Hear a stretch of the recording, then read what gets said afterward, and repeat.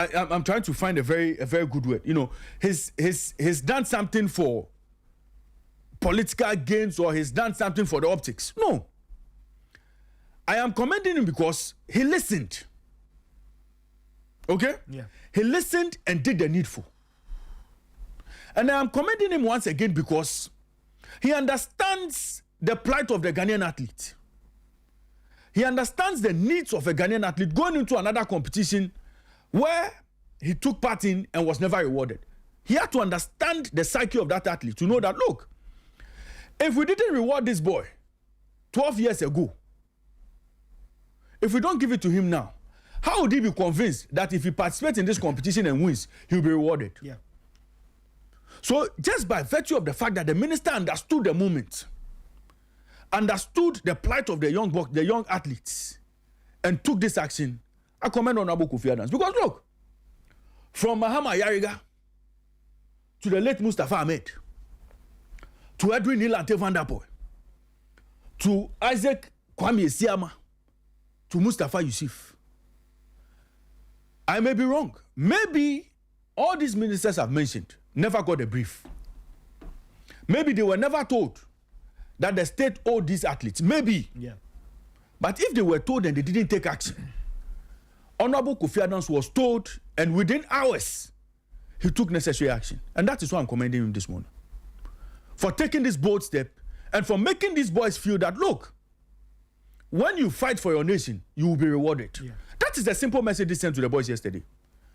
That no matter how long it takes, when you fight for Ghana, when you go out there and you make Ghana proud and you are promised something, though we do not encourage it to come in late, but no matter what happens, you will be rewarded. You will receive your reward. Mm-hmm.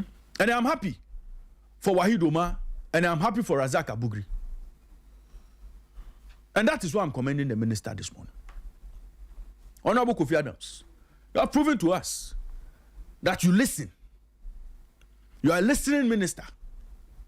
And this is not the first time. That I remember when we called on the minister in the case of Olarinwaju. Mm-hmm. You remember? Oh, yes, I remember that. He took necessary action.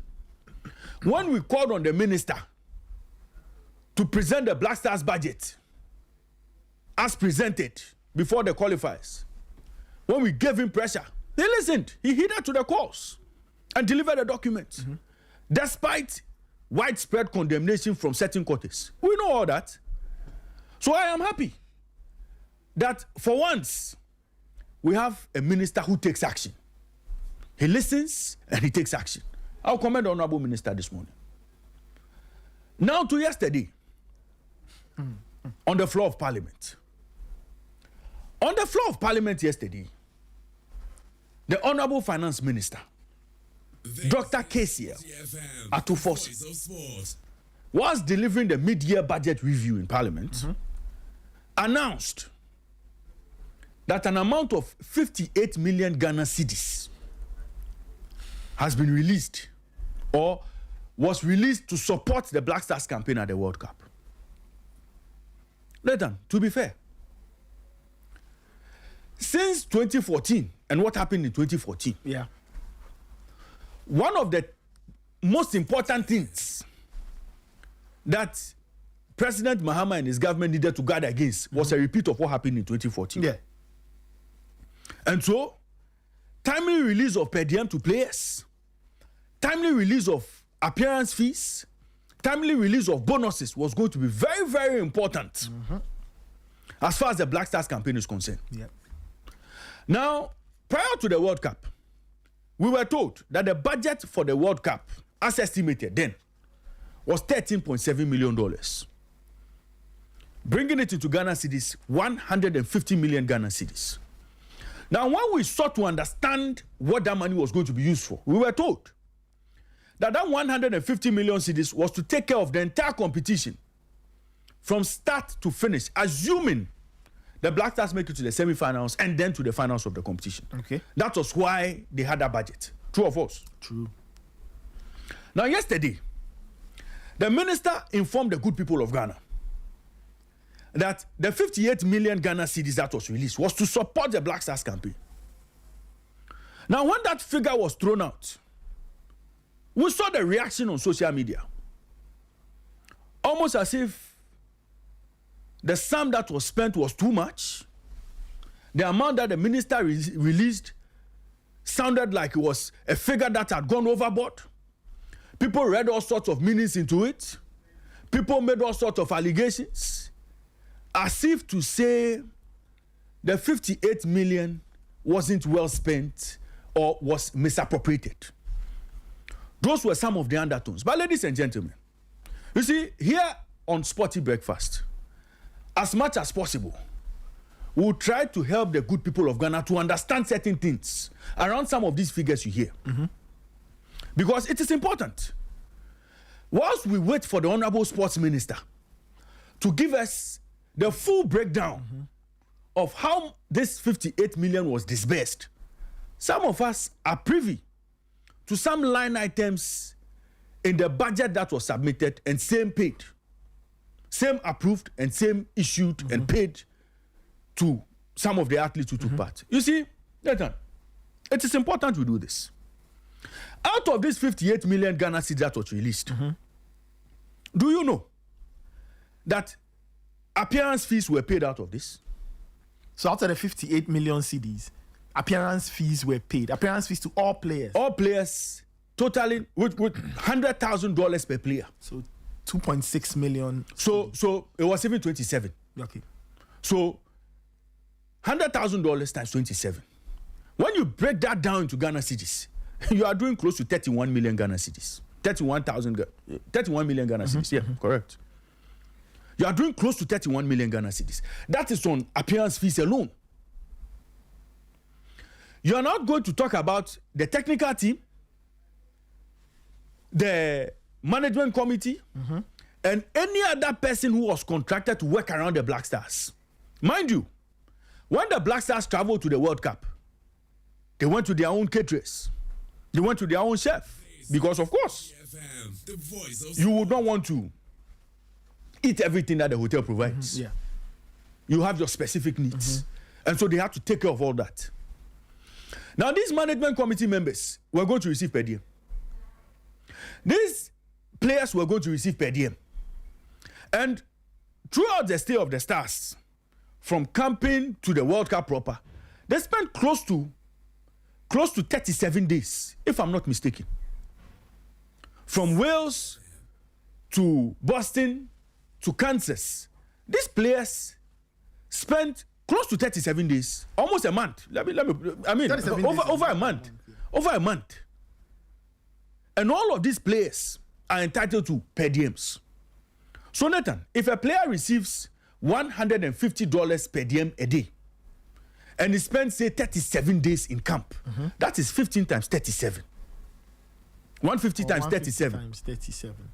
When you break it down into Ghana cedis, you know the exact figure that was expended on per diems. When the players were coming into camp, players received individual tickets from their base to camp before they were moved to America. Again, those expenses would have been catered for by the state. When the players ended their tournament, when the tournament ended for the players, and they had to go to their respective bases, of course, they were all not coming back to Ghana.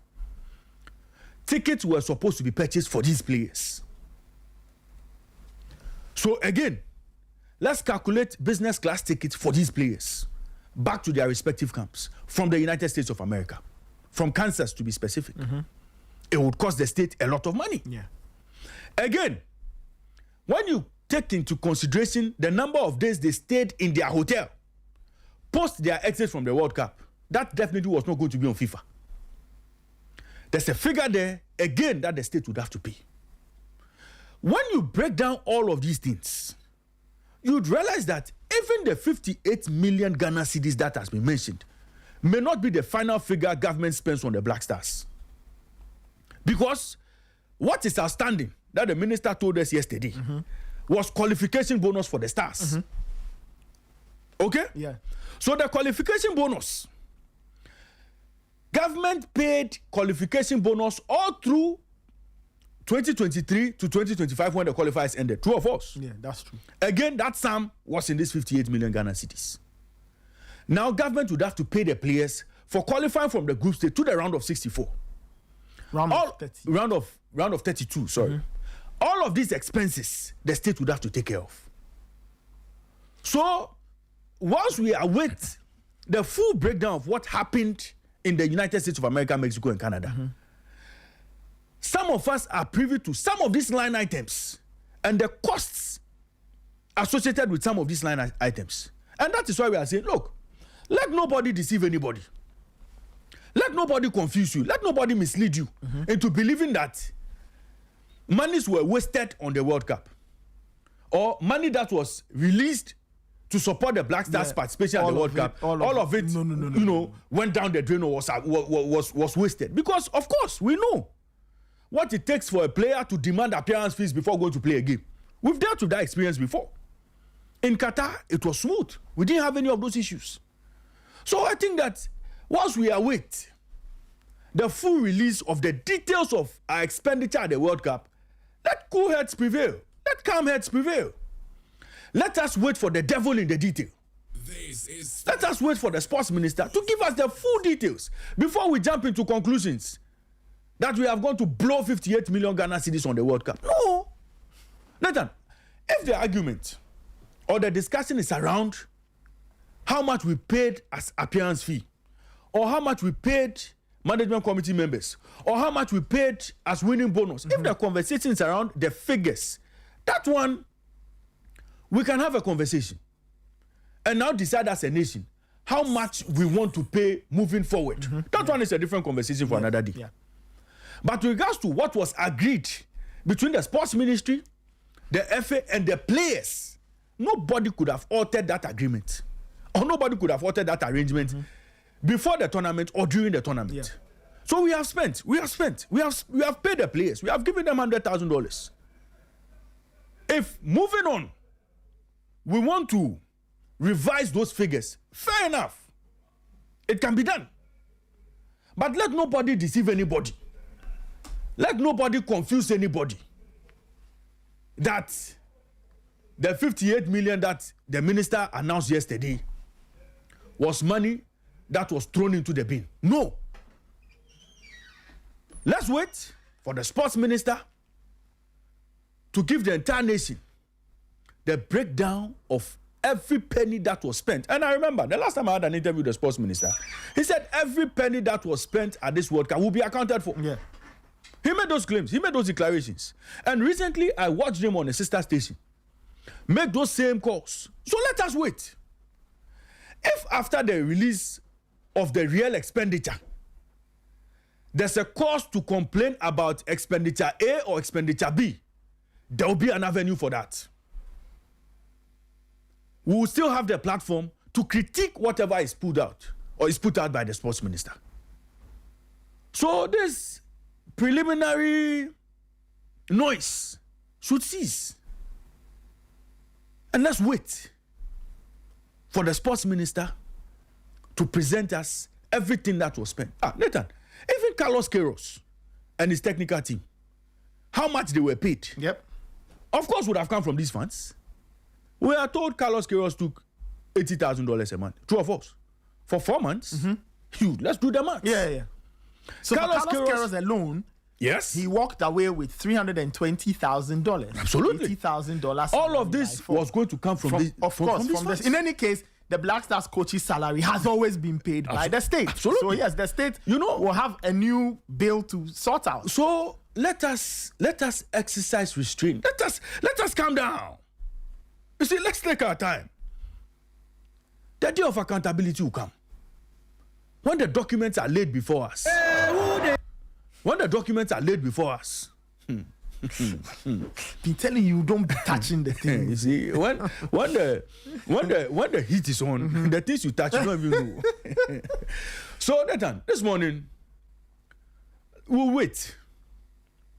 But so far, at least, going through some of the line items I've seen, it is even looking like the finance ministry would have to pay more than even the 58 million that they have already supported the team with. And rightly so. Things needed to be done properly to avoid a repeat of another Brazil 2014. Nathan, I rest my case.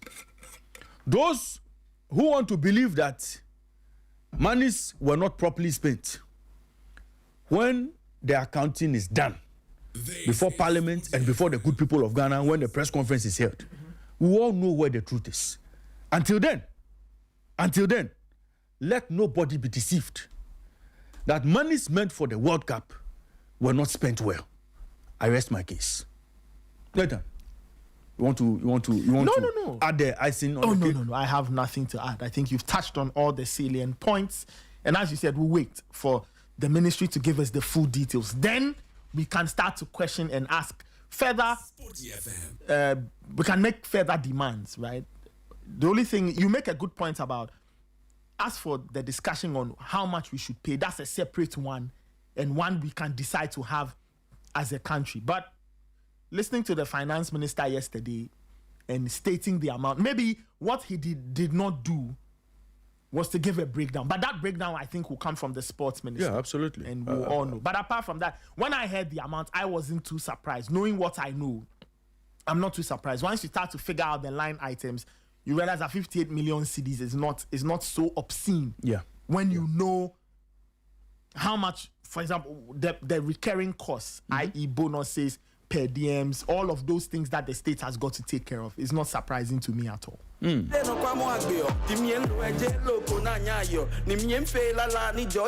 it's been a long time I had problem. You see, the song, the problem song, it has its own way of, putting me in the mood. No, as for the song itself, it's a very interesting song. Now, for context, people keep asking us about, now this song is by a rapper called Apache, right? Yeah. Rapper called Apache. And the title of the song is Problem. Now, the context of the song is actually a diss song. Yeah. So Apache and who is it? Is it Nifani? I think Apache and Nifani, I don't know if they still are beefing, but at the time the song was released, he and Nifani were having this back and forth. So Nifani, I think, released the song. I can't remember the name, but this was Apache's response to Nifani. And if you listen to the lyrics, you can't tell that he's telling somebody something. Those things, yeah. So that's the context. And in the music video, Tiny features in the video. He's with Apache in there. So that's a bit of context for the Problem song. Yeah. Fidelis, give me Problem. Hello, Dodge.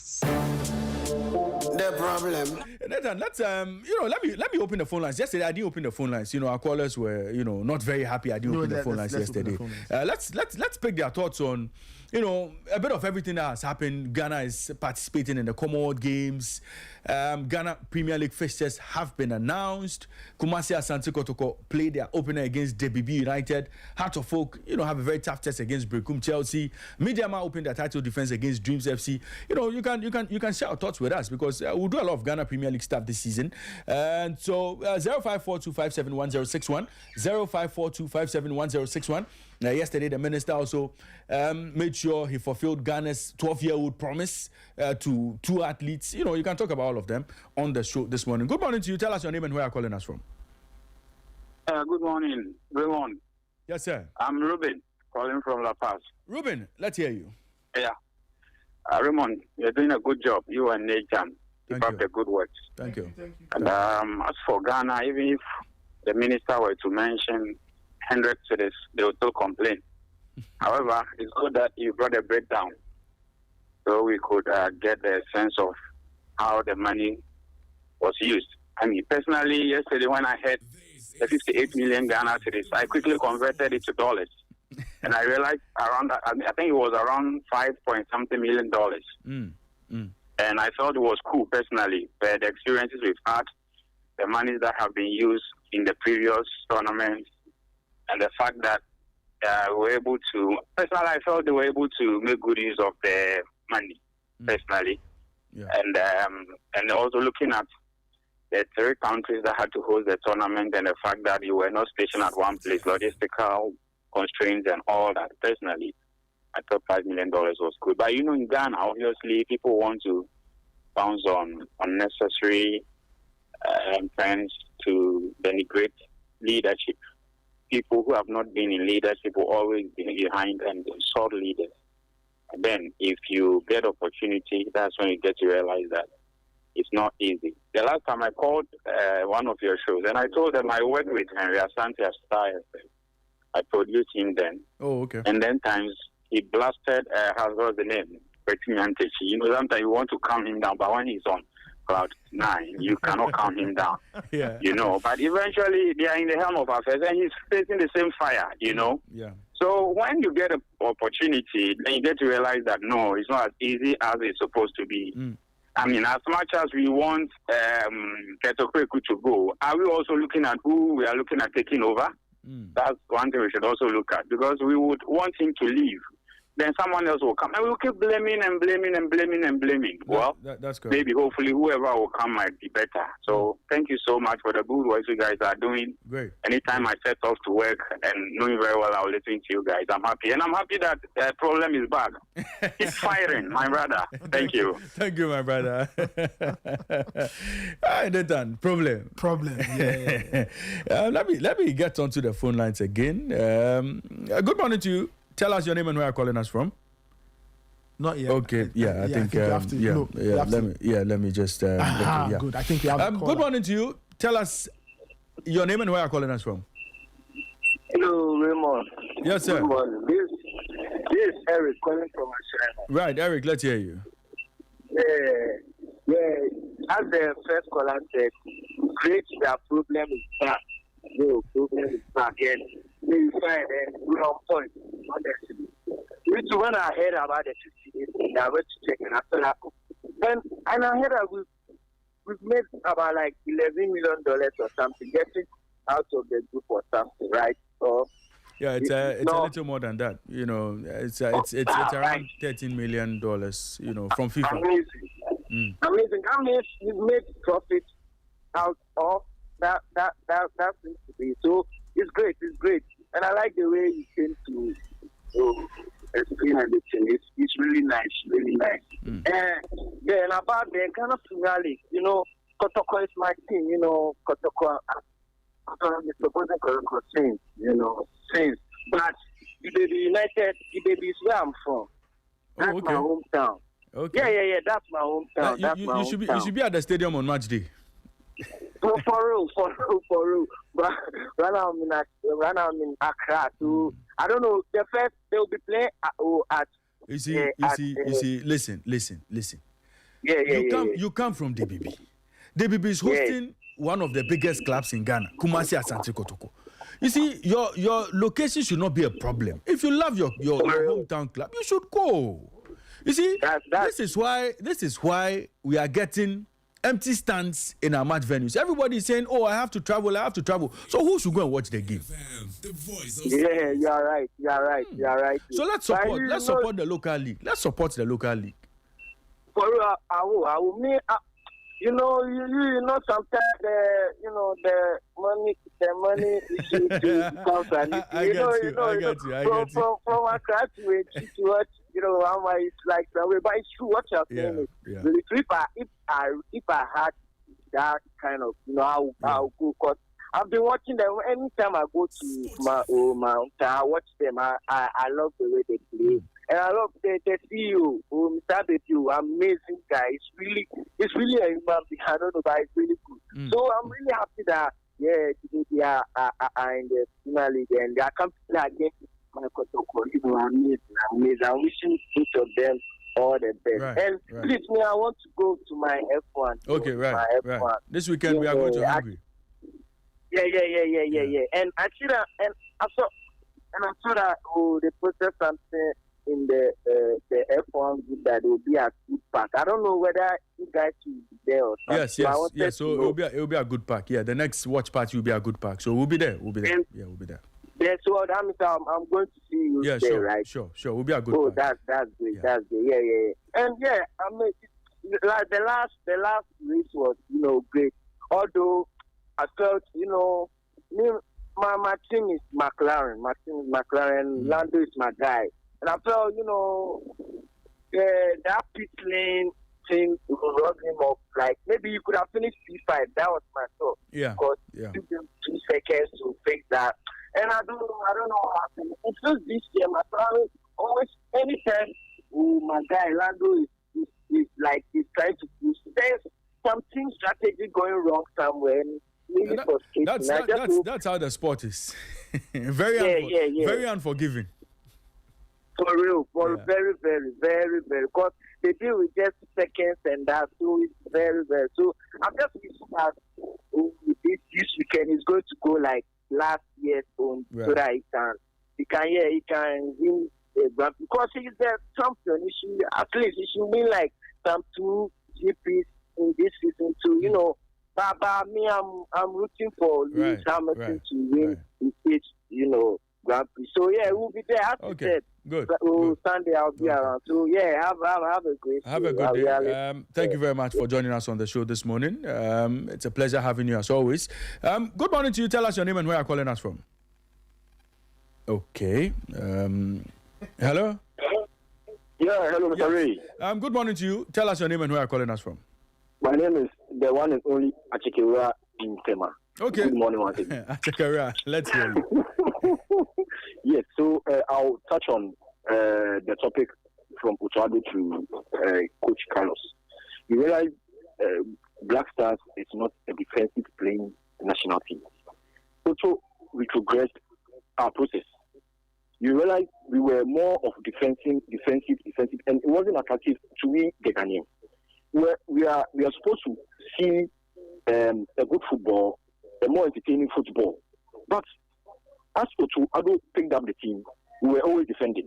And we, the fans, thought maybe if we score just one where we defend and we qualify, that's all. No, it's not nice. It's never nice. Yeah. As Coach Carlos also came, we also used the same tactics. But because it was a World Cup season, we didn't mind. We had to follow the flow. Let us qualify and let's see what's happening. But now that his time is up, let us get a more offensive coach. There are a lot of coaches there. We watch our budget and get a proper coach for him to take us to the next AFCON. If we are going to the next AFCON with Carlos again, it's going to be defensive. And we won't see the talent the boys have. It will be very difficult. Today is Friday, really. The one and only Achikewura in Tema. Good morning. Good morning. Thank you very much for joining us on the show. Keep your calls coming. 0542 571061. 0542 571061. Keep your calls coming. And let's hear what you have to say today. 0542 571061. Good morning to you. Tell us your name and where you're calling us from. Hello, good morning. Good morning. This Ruben once again. I left something very important I wanted to talk about. Okay. Which is a bit of digression. The last time I listened to Nathan, and then one of the colleagues was criticizing the young journalists who were doing the commentary for you guys. Yes. And James, exactly. James Ohimba Macron is personally a guy that he's passed through my hands in a way, because I was working with a media house which I employed him for some time. Yeah. And these are young guys who are coming up, and they should be encouraged. If you say Spain are in attack, what did he say? Spain is in attack, or Spain are in attack. It's correct. I don't know why the man has to come and be marking people's grammar here and there. I said sometimes when you sit behind the console and they open the console for you, sometimes you even forget your name. Your name you can't even mention. Chief, it's not. You sit on TV. Even it's not an issue of. And I explained to him that day that in the context of, look, when you read a lot of the English grammar books, they always, of course, we know the basic premise: singular subject, singular verb, plural subject, plural verb. Yes, and then they add that in the sporting context, however, you can mix. Look, I'll tell you a story. There's a football story I found. This was on the BBC. When Manchester United signed Andre Santos, right? Yeah. I'm trying to find the story, and I'll read the very first sentence for listeners to understand where you're coming where from. I'm coming from, just to put the story into context, right? This is the BBC. I hope I can still be on. Yes, good. Just good. The sentence has popped. Listen to this. Manchester United have completed the signing of Brazil international Andre Santos. So will you come and tell the people where the language is that they've done? No. So they write that in the sporting context, you can mix because of how you view it. You can view Manchester United as one club and you can look at it as a team. Manchester United has signed, or you can look at it as a collection of individual players, different parts coming together. You know. Exactly. Anyway, I think that they were very charitable. No, I thought you would have straight away told him he's wrong. No, I actually explained to him. If you listen to the full interaction, I did explain that to him, and then I let it go because some of the things he said is feedback. It's okay, but on that score, because I knew that I wouldn't accept that, I told him that no, in the sporting context, you can mix and match the verbs depending on how you view them, right? And then I left it there because I knew what I was saying was very correct. Right? I knew what I was saying was very correct. Yeah. Okay. Well, I really like the way you go buga buga with some of our callers one these days. It's very good. I like it that way. Please don't listen to what he said and deny my boy the opportunity. James is very good. Please keep considering him for me. Thank you so much. Thank you very much for joining us on the show. Keep your calls coming. 0542571061, 0542571061. Good morning to you. Tell us your name and where you're calling us from.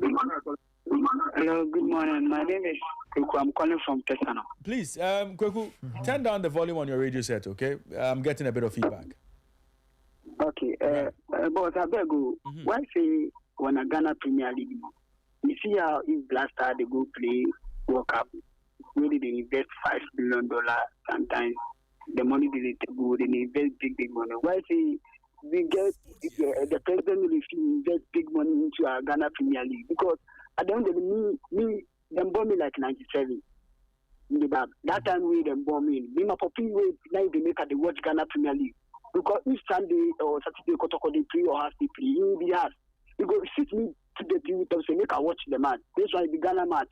If you look at it, I go to watch. But since the Premier League started getting in, we have stopped the watch the match because if you say they watch one a local league, you know to go on. You know they invest money into them. So it make we the youth we on a mindset all day the international league talk. We're no fine. First, people they go watch have to folk them matches. Olympics then things. If let's say Accra of folk meet create Olympics for Accra Sports Stadium. First it be cracker. The stadium they make food and things. But now go see when a stadium. When a stadium then sport the stadium, then they take the artists, make them do shows, where then they stand the distance of the sport on a stadium. You know fine. How do people go watch the league? You know fine. So I beg, you do I make them do something about them. Thank you. Thank you very much for sharing your thoughts with us on the show this morning. But Nathan, he made a point, calling for government to support the league. He was asking why government wasn't supporting. But we'll come back to that because the whole government bit when it comes to the league, there's a whole conversation around it. But let me finish with this caller. Good morning to you. Tell us your name and where you're calling us from. Hello. Good morning. The king is naked. Yes, sir. My name is Atu, calling from Tema. Atu, where have you been? I've been around. Okay, all right. Okay, Ray. Yes, sir. I would want to ask you and your colleague a question. Nathan, yeah. Let's say, Nathan. If you have a multi-million-dollar company and you are asked to come and sponsor this Ghana Premier League, would you sponsor it? A league that gets it to the end. If a player will score 6 goals because of goal king. Meanwhile, throughout the season, he has not even been able to score 3. Will you do that? Well, I'm not a businessman. Maybe Nathan, the businessman, can explain. If you the businessman. Yes, sir. Ray, I know that you're a businessman. I know. His business is too small to sponsor the Ghana Premier League. No. It's just a question. Will you do that? I know. I mean, it's tough. It's tough. A situation where a referee is coming to officiate a match, right? Yeah. He has the scores in his pocket. An opponent will score a clean goal. We say no, offside. Let's be real. Our league is sinking. And before I end, the government should not sponsor the Ghana Premier League again. Because our roads are not good. Our roads are not good. Malam to Kaswada stretch, very, very bad. For them to go and give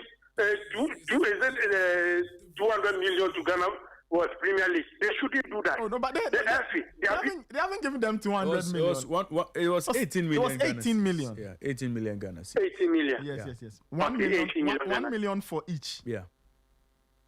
80 million. Yes. No, but there was some extra for them to run the league. Have you forgotten? Which one was this?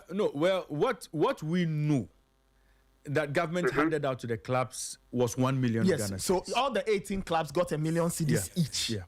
That's what that's let's what's say on record. 80 million. Fine. Fine. But the government should not make that mistake to give that money to them again. There are no beds in hospitals, no bed syndrome. We have a lot on our head. The FA should stop being lazy and go and look for their own sponsorship. Thank you. Thank you very much for your time on the show this morning, Ato.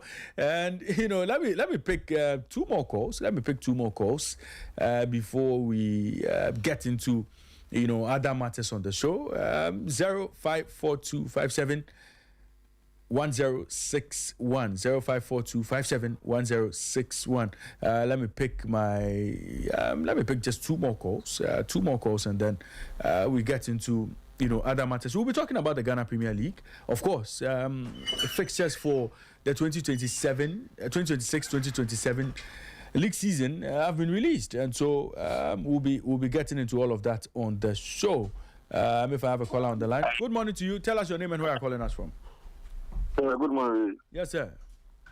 This is Mano. How are you guys doing? Emmanuel, we are good. Yourself? Oh, I'm doing good. Right. Let's hear you.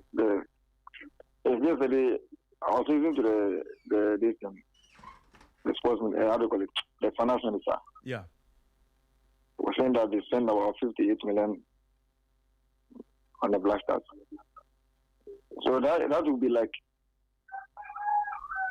$4 million or something like that. Normal line. Yeah, about five. Yeah, about five there. Almost $4 or $5 million. Yeah. So we made about 13 point something. So is it that we have some balance around or what? Well, I mean, when they come back, they'll do the maths because that 13.5. But they're back already. No, when the accounting is done, when the accounting is done, we'll know if they made profits or. So the rest of the money, would the government take it or would they put it in the sports fund? Well, I think before the World Cup, the minister was clear that proceeds from the World Cup would go into the sports fund. He was clear on that. So. If right now we all have to keep our eyes open and see if they'll actually put it there. But that's what the minister said. Yeah. And one thing, the funding, the fundraising. Yeah. Where is the money? Good question. So what I know is that money that was raised by the fundraising committee, part of it was spent on airlifting some supporters to the World Cup to support the national team. Again, I know that government bought tickets for supporters in the diaspora and supporters that were flown from here to the World Cup. Wait. No, wait. You asked me a question. You asked the question. Let me answer you. Okay. So, again, part of that money was spent on buying tickets. Last time I checked, it was about $1.2 million for the 3,000 tickets that they bought for the group fees. Okay? So, again, there would be the avenue for accountability with regards to money that was raised from the fundraising committee, by the fundraising committee. But again, you were going somewhere that tickets were being sold. Let me correct you. And the statement the ministry released contained that tickets that government bought from the FA for supporters were not for sale. They were tickets that were given to fans in the diaspora free of charge. Again, fans who went to watch the matches on match days were given free tickets. If you, Emmanuel, receive a ticket from the sports ministry and decide to go and sell it, the ministry did not ask you to go and sell it. You sold it. You did your own business. That one is your own problem. That is it. So let's correct that. But there were tickets up for sale.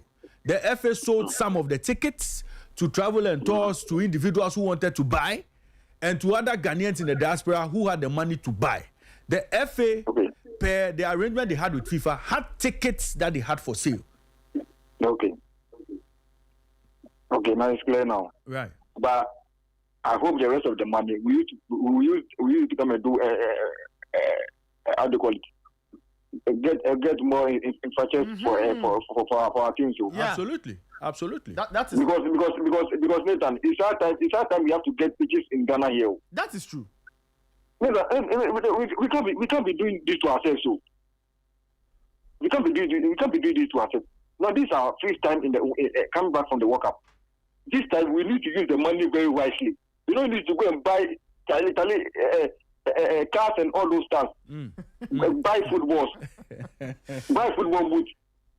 See, I'm saying it. If you know you can't do football, if you can't pay players, you can't buy common football and boots. Don't run football in Ghana. Don't run football in Ghana. So that we use the money wisely. Talent are wasting. Talent. You guys have a good morning. Right. Have a good morning, Emmanuel. Thank you very much for joining us on the show. And I'll pick my last call before we get into our discussion for the morning. Final call, and the lucky man who gets in, I'll put him on. But Nathan, you were making a point before I... What was that? Sorry. Oh. Nathan. Sorry, I'm keeping an eye on the Commonwealth Games. I'm trying to figure out which Ghanaian athletes are active today. Our man on the beat, David Kofite, will be joining us on the show this morning.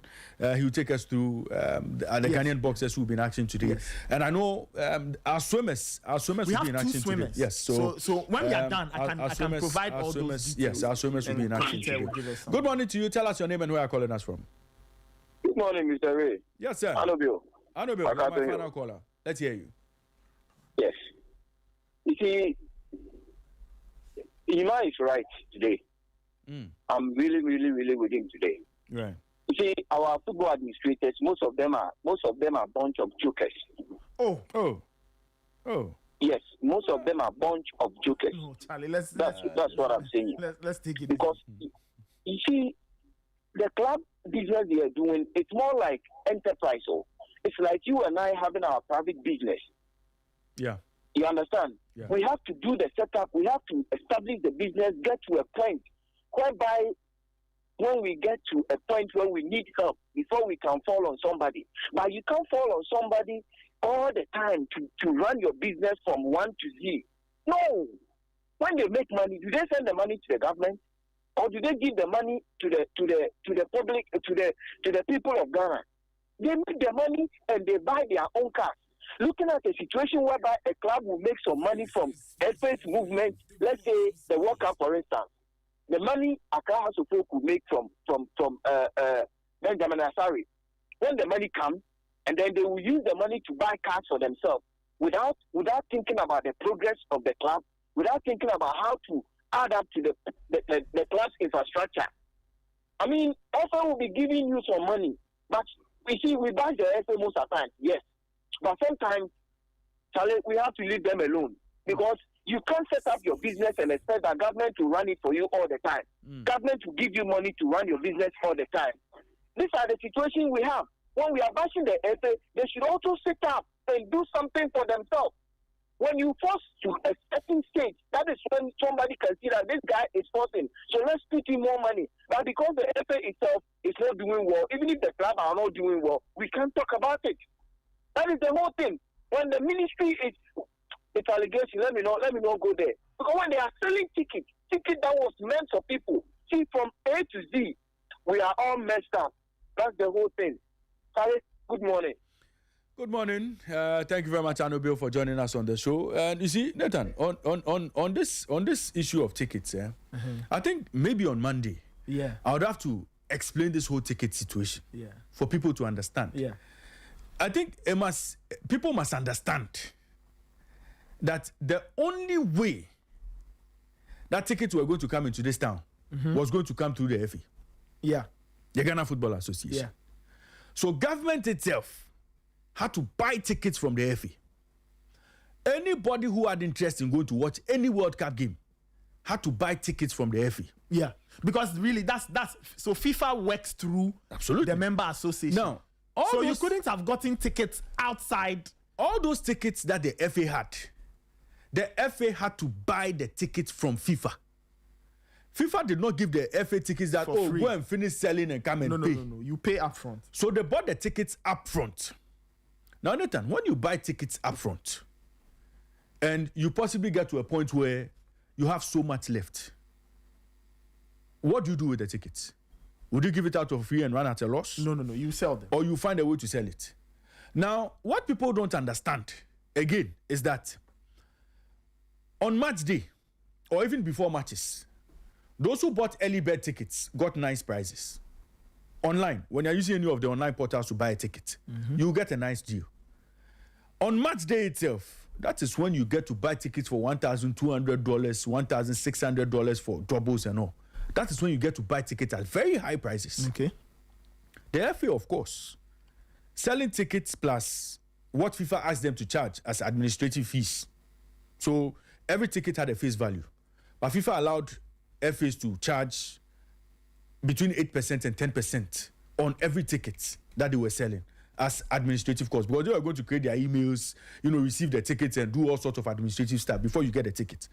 So the ticket the FA sold, if they didn't sell it at the face value you saw on the ticket, it didn't mean they were doing anything untoward. Unless, of course, Ray. Even government, unless of course, the price was way outside this 8 to 10% no, range but again, you are Nathan, talking about. If it is way outside, they are business people, right? At that point, they are doing a tonaton on the tickets. I get it. I think people's point of confusion. Yes. And you, myself, and anymore, we've spoken about a lot of, some of the things we've heard. Yes. I think the point of confusion is that, so there's the FA as an entity selling tickets. I want a ticket. I reach out to the FA sells me a ticket. I pay. Yes. I guess the reason or the challenge for some of these stories is that maybe people dealt with individuals who happened to be FA officials who probably were not selling the tickets through the quote-unquote right channel. Do you get the point I'm making? Where the right channel will be what? But Ray, so if if you are buying a ticket from the GFA, who will you buy from? You would have to speak to Mr. Achi, Mr. Fred Achi. And then? So Mr. Achi on his own may not be able to sell all those tickets. Okay. The reason why Achi may have Immortal, Baba, yourself, as people who can distribute same. Okay. Now this said person you are talking about, is that the FA's point person for tickets? Yes. The recognized point person for tickets. Absolutely. Mr. Fred Achi. That is what I know. And you see, I am saying this because I know for a fact that this is how they operated. So even government, the tickets government got from the FA, they had to deal with Achi. Okay, because he was the FA's point person. Absolutely. For tickets. Yes. No problem. So that is established.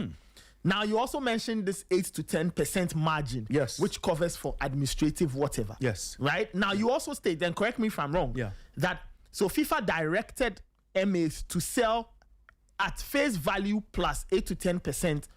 That is correct. Very good. Some of the stories we have heard, right, allege that some of the tickets were sold for prices that were way outside this face value plus 8 to 10% thing. Again, under the circumstances, the tickets became a matter of a demand and supply issue. Okay? It was almost as if people didn't know where to get the tickets. Just a few tickets were available for sale. And so whoever has the had tickets the ticket would make a killing. Would always, want to, hike the price to make supernormal profit or abnormal profit. Make profits for who? No, I mean, that one I don't know.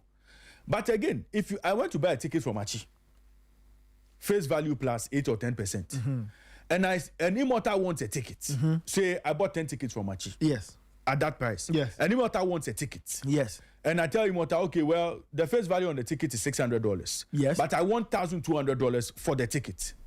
that will not be the doing of Achi, but that will be my own business that yes, and I'm saying that. So Ray, a lot of situations like that played out. So people bought tickets and they resold. No problem. A lot of those issues played out. I get you. So I think there's that. Yes. So I think that's, as you're saying, a lot of that happened. A lot of that happened. So you were the point person.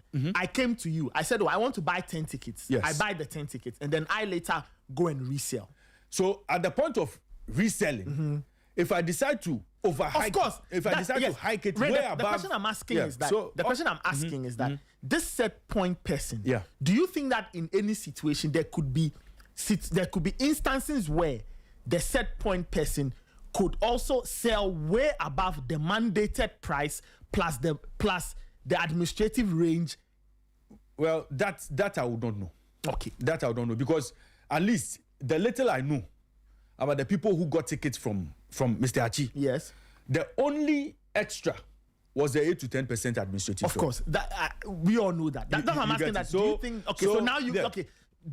Let's end it there. I mean, based on what I know, about the people who got tickets from him. Yes. And then the whole thing about government had tickets for the diaspora. Government had tickets for the diaspora. Government bought only 3,000 tickets. 1,000 for the Panama game, 1,000 for England game, 1,000 for the Croatia game. Ray, let me ask this for public education. I know maybe the public doesn't. Yes. Where did the government buy the tickets from? The government bought the tickets from the FA. Okay. From the FA. Okay. Same arrangement, face value plus 8-10%. Same arrangement. That's how government bought their tickets. Okay. Now, what I know, again, is that government had a very tight, distribution schedule, because government knew that the 1,000 tickets were not going to be enough to deal with all the fans who wanted to go to Canada to go and watch the game. Yes. Again, the 1,000 tickets definitely were not going to be enough for those who wanted to watch the game in Boston and Philly. So, of course, looking at the cost involved, government couldn't have spent more. So they managed the 1,000 for all the games. Yes. Embassies brought their list to receive tickets on behalf of those in the diaspora. I know there was a supporters group somewhere in the States that mobilized themselves in the diaspora. A Jama group, they also received tickets. Those who went from here to go and support the team, they also received tickets. Yes. Some government officials, of course, would receive tickets. Some group of people who were with the supporters, national security, medical services, support services, all of those people who went with the team would also receive tickets. When you add up the demand from diaspora alone to all the other people who needed tickets, Nathan, 1,000 tickets was not going to be enough. And all of those tickets were given out free of charge. Those tickets were not meant to be for sale. And those tickets were not sold. And that's why I keep saying that, if anybody receives a free ticket and decides to go and do an onward sale, that one, nobody can stop them. Nobody can prevent it. There wasn't any check that could have prevented the sale of that particular ticket. Okay. So it could have been the case that people received free tickets and decided to make profit off the free tickets.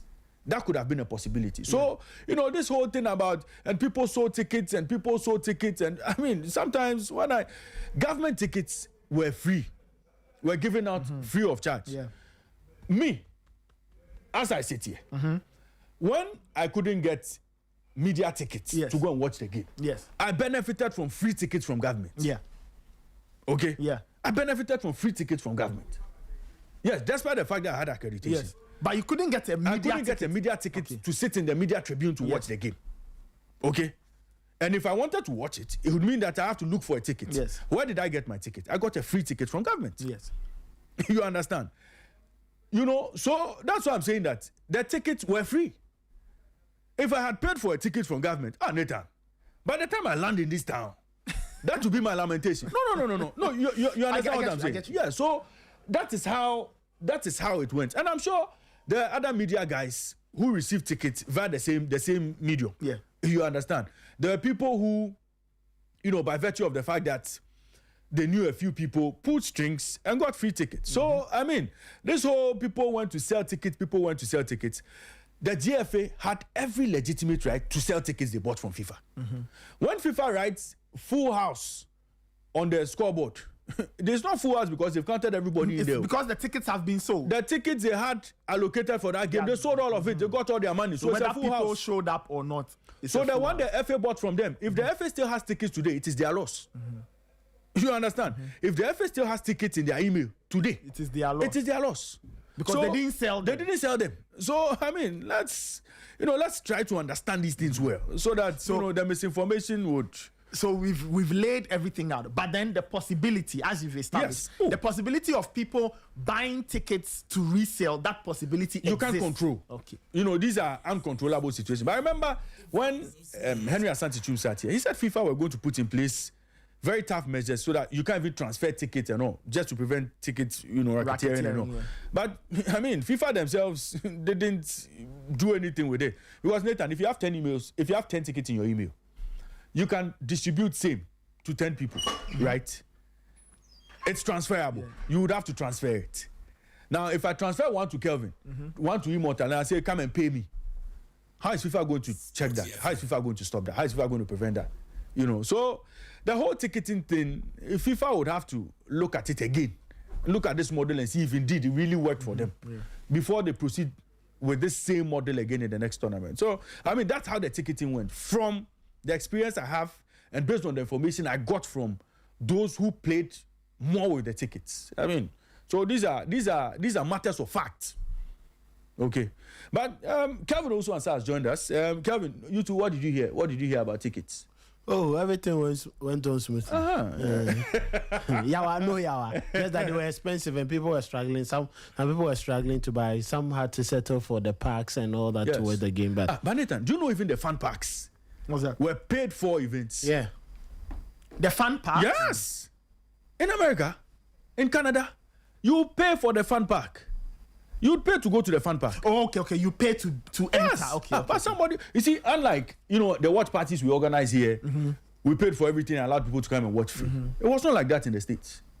Every fan park you want to go to go and have fun, you must pay. How much were people? People paid $150, people paid $100, people paid $50 and all, depending on where. And depending on the crowd and what is available. Yeah, so I mean, people made money. If you can't go to the stadium to watch, you go to the fan park. It was also an option. So those who couldn't buy the ticket at face value of $600, $400, $200 thereabouts. I mean, all you needed to do was to just go to the fan park and enjoy yourself. A lot of that happened in Canada, So I mean, this is still the Sporty Breakfast. You're live on Sporty 106.1 FM in Accra, 102.5 in Takoradi, and 91.3 in Kumasi. It's important that we try to get listeners to understand some of these things well, because a lot of things have been thrown out in the public domain with regards to this ticket issue. Okay. That the FA were selling tickets. I mean, Nathan, you yourself, you received emails almost as if the FA did not have the right to sell tickets. Yeah, that's what I'm saying. It's something I've been trying to look into. Yeah. Right? And I've been trying to get clarity on what exactly happened.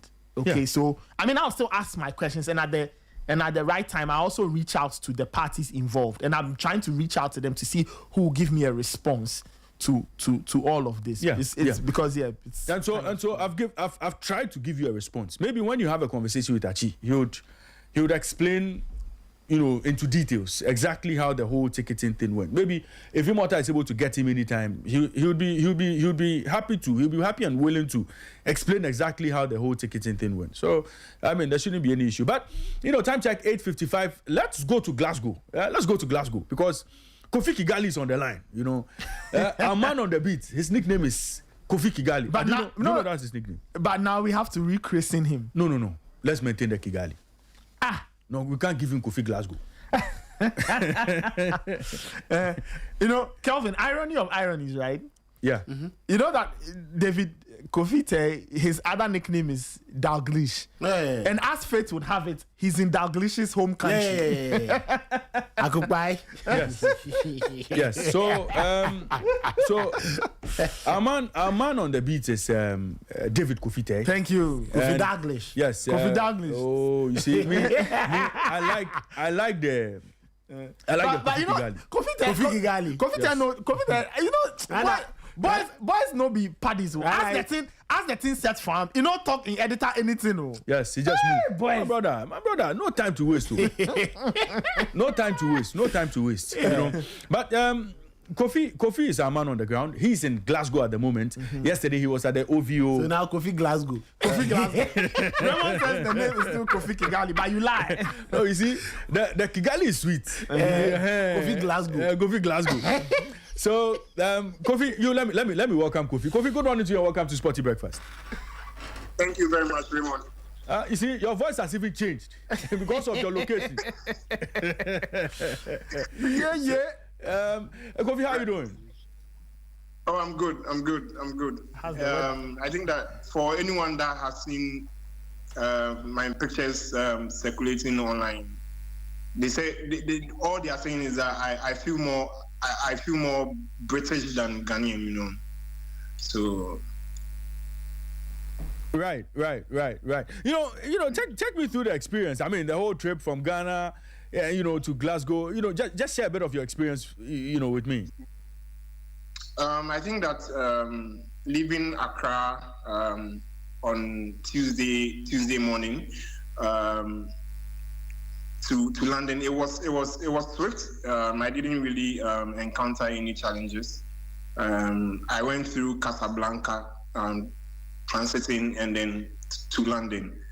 And then when I got to London, I slept into Thursday morning, and then I had to catch a flight from London City Airport to Glasgow. So I think that everything around my journey from Accra to Glasgow has been very, very, very. See, international Kofi. So Kofi. So what's the feeling like for you? You know the whole Medina vibe. Accra vibe. Now in Glasgow there about. Charlie, what's the vibe like for you? It feels great.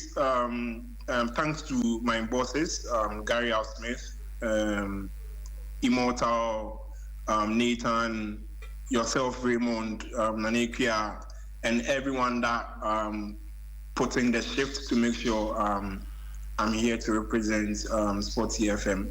I think that it's a big opportunity given me, and I'm very grateful for everyone that played a part in it.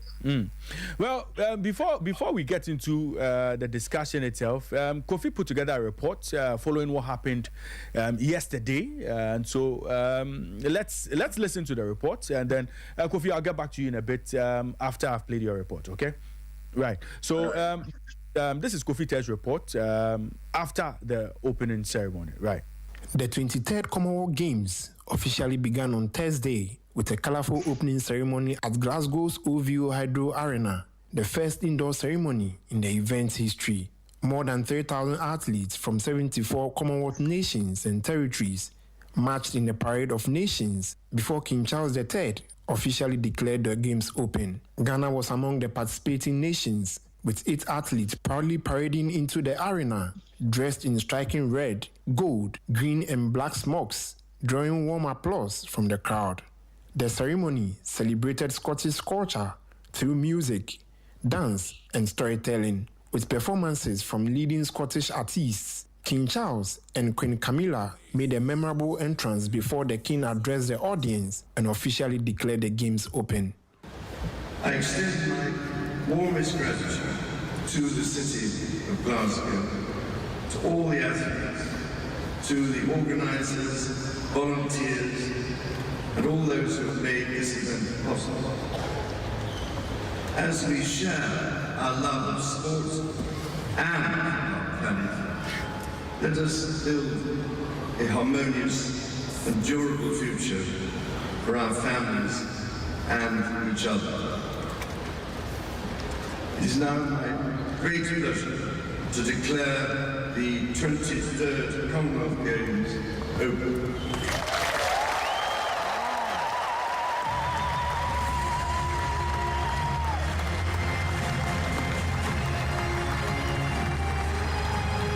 The Commonwealth Sport President, Donald Rukari, praised Glasgow for stepping in to host the Games after Australia's Victoria State withdrew, saying the city had demonstrated resilience. This is what Commonwealth sport is about. Not just about competition, but connection. Not only medals, but moments that will truly last a lifetime.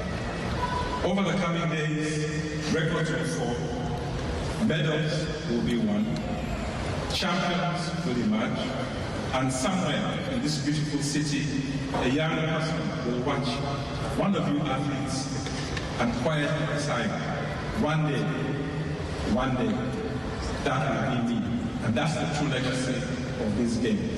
The King's Baton Relay concluded inside the Hydro, signaling the start of 11 days of competition across Glasgow. Well, that was Kofi Te's report from the OVO Hydro yesterday in Scotland, or Glasgow, Scotland. Now, Kofi, what should we look forward to today? Today is day one of the competition. What should we expect? And on the front of Team Ghana, which of our athletes will be taking part in today's schedule?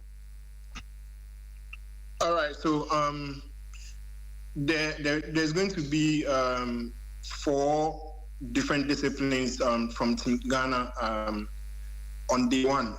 So we are going to see Abdul Wahid Omar, who is the team captain for the Black Bombers, participate in boxing in the 65 kg category. He's going to be in a ring later today. There's also powerlifting, which Haruna Tahiru will be competing in the 110 plus kg category. Also, there's going to be swimming for Abeku Jackson and Nubia Ejay. Abeku Jackson will be participating in the 50 meters backstroke, and then Nubia will be participating in the 50 meters butterfly category. So these are the 4 categories and athletes that will be participating for Team Ghana later today.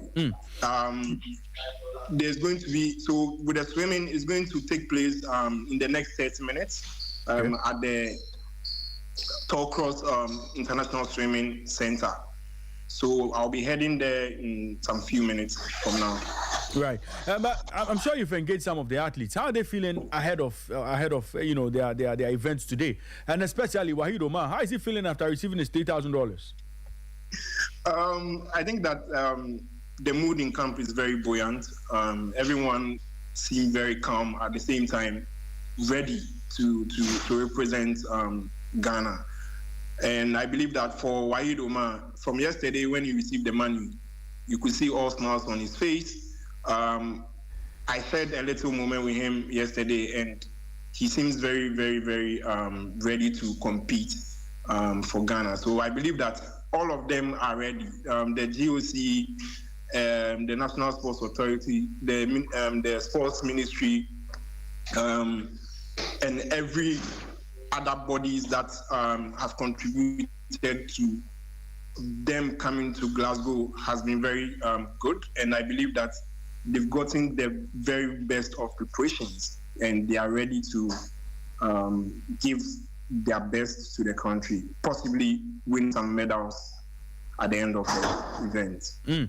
Well, in terms of organization, Team Ghana's organization, in terms of their welfare and everything, what have you picked up? And what have you picked up from the officials who have taken them there? What have you picked up in terms of how well organized everything is and how comfortable the team is, ahead of this competition? Right. So yesterday there was a press conference that was held at the team's office station here in Glasgow, which had some officials coming in heavily from the government in power, and also some people from the government select committee on sport.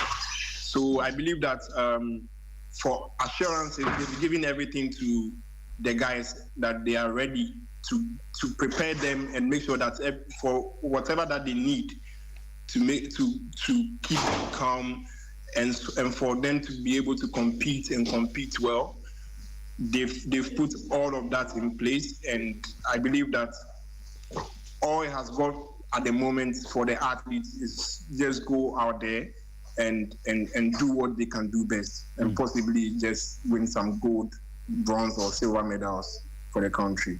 Right. Kofi, I know you have a very busy schedule today, so let me leave you. Go sort out yourself in terms of, getting all you need for your next report. And then, hopefully, when we touch base on the drive, on Sporty Drive later today, I'm sure we'll get a bit more updates from you. So I wish you all the best. Have a good time in Glasgow. Thank you, Ray. Thank you. Grab some fish and chips, eh? Send some cash. Oh, you don't get problem. You don't get problem at all. Have a good one, Kofi. And that was David Kofi, our man on the ground. He's covering the Glasgow 2026 Commonwealth Games live for Sporty. So we are not going to miss any action from the games, especially as far as Team Ghana. As far as Team Ghana is concerned. So just keep your dials logged on Sporty FM, because we'll bring you up to speed on everything that's happening at the Commonwealth Games all the way in Glasgow. But Nathan, earlier today, Immortal raised a concern. And the concern was about how well we manage our amateur boxers. Yeah. Because for a boxer like Abdul Wahid Omar, you look at his boxing trajectory. Mm-hmm. He's been able to move through the weight divisions from flyweight, where he won his first medal in Glasgow, to light welterweight in 2022, when he won another bronze in Birmingham. And then now to fighting in almost the same weight category. You can tell that he's progressed in terms of his weight divisions. But what hasn't changed for Wahid Omar is that he's remained an amateur boxer. So since winning his first medal in 2014, Wahid Omar has remained an amateur boxer to 2026. 12 years on. 12 years? He's still an amateur boxer. Is he? Why no, should it he is, be so? No, it is worrying. Why should he be so? So when he won in Birmingham, he was 21. And are we doing Now, ourselves any good? Omar is hitting 33 and he's still an amateur And are we boxer. doing ourselves sending him? When there could be an opportunity for other younger boxers. It is worrying. It's true. Why are we sending him at the age of 33? For what?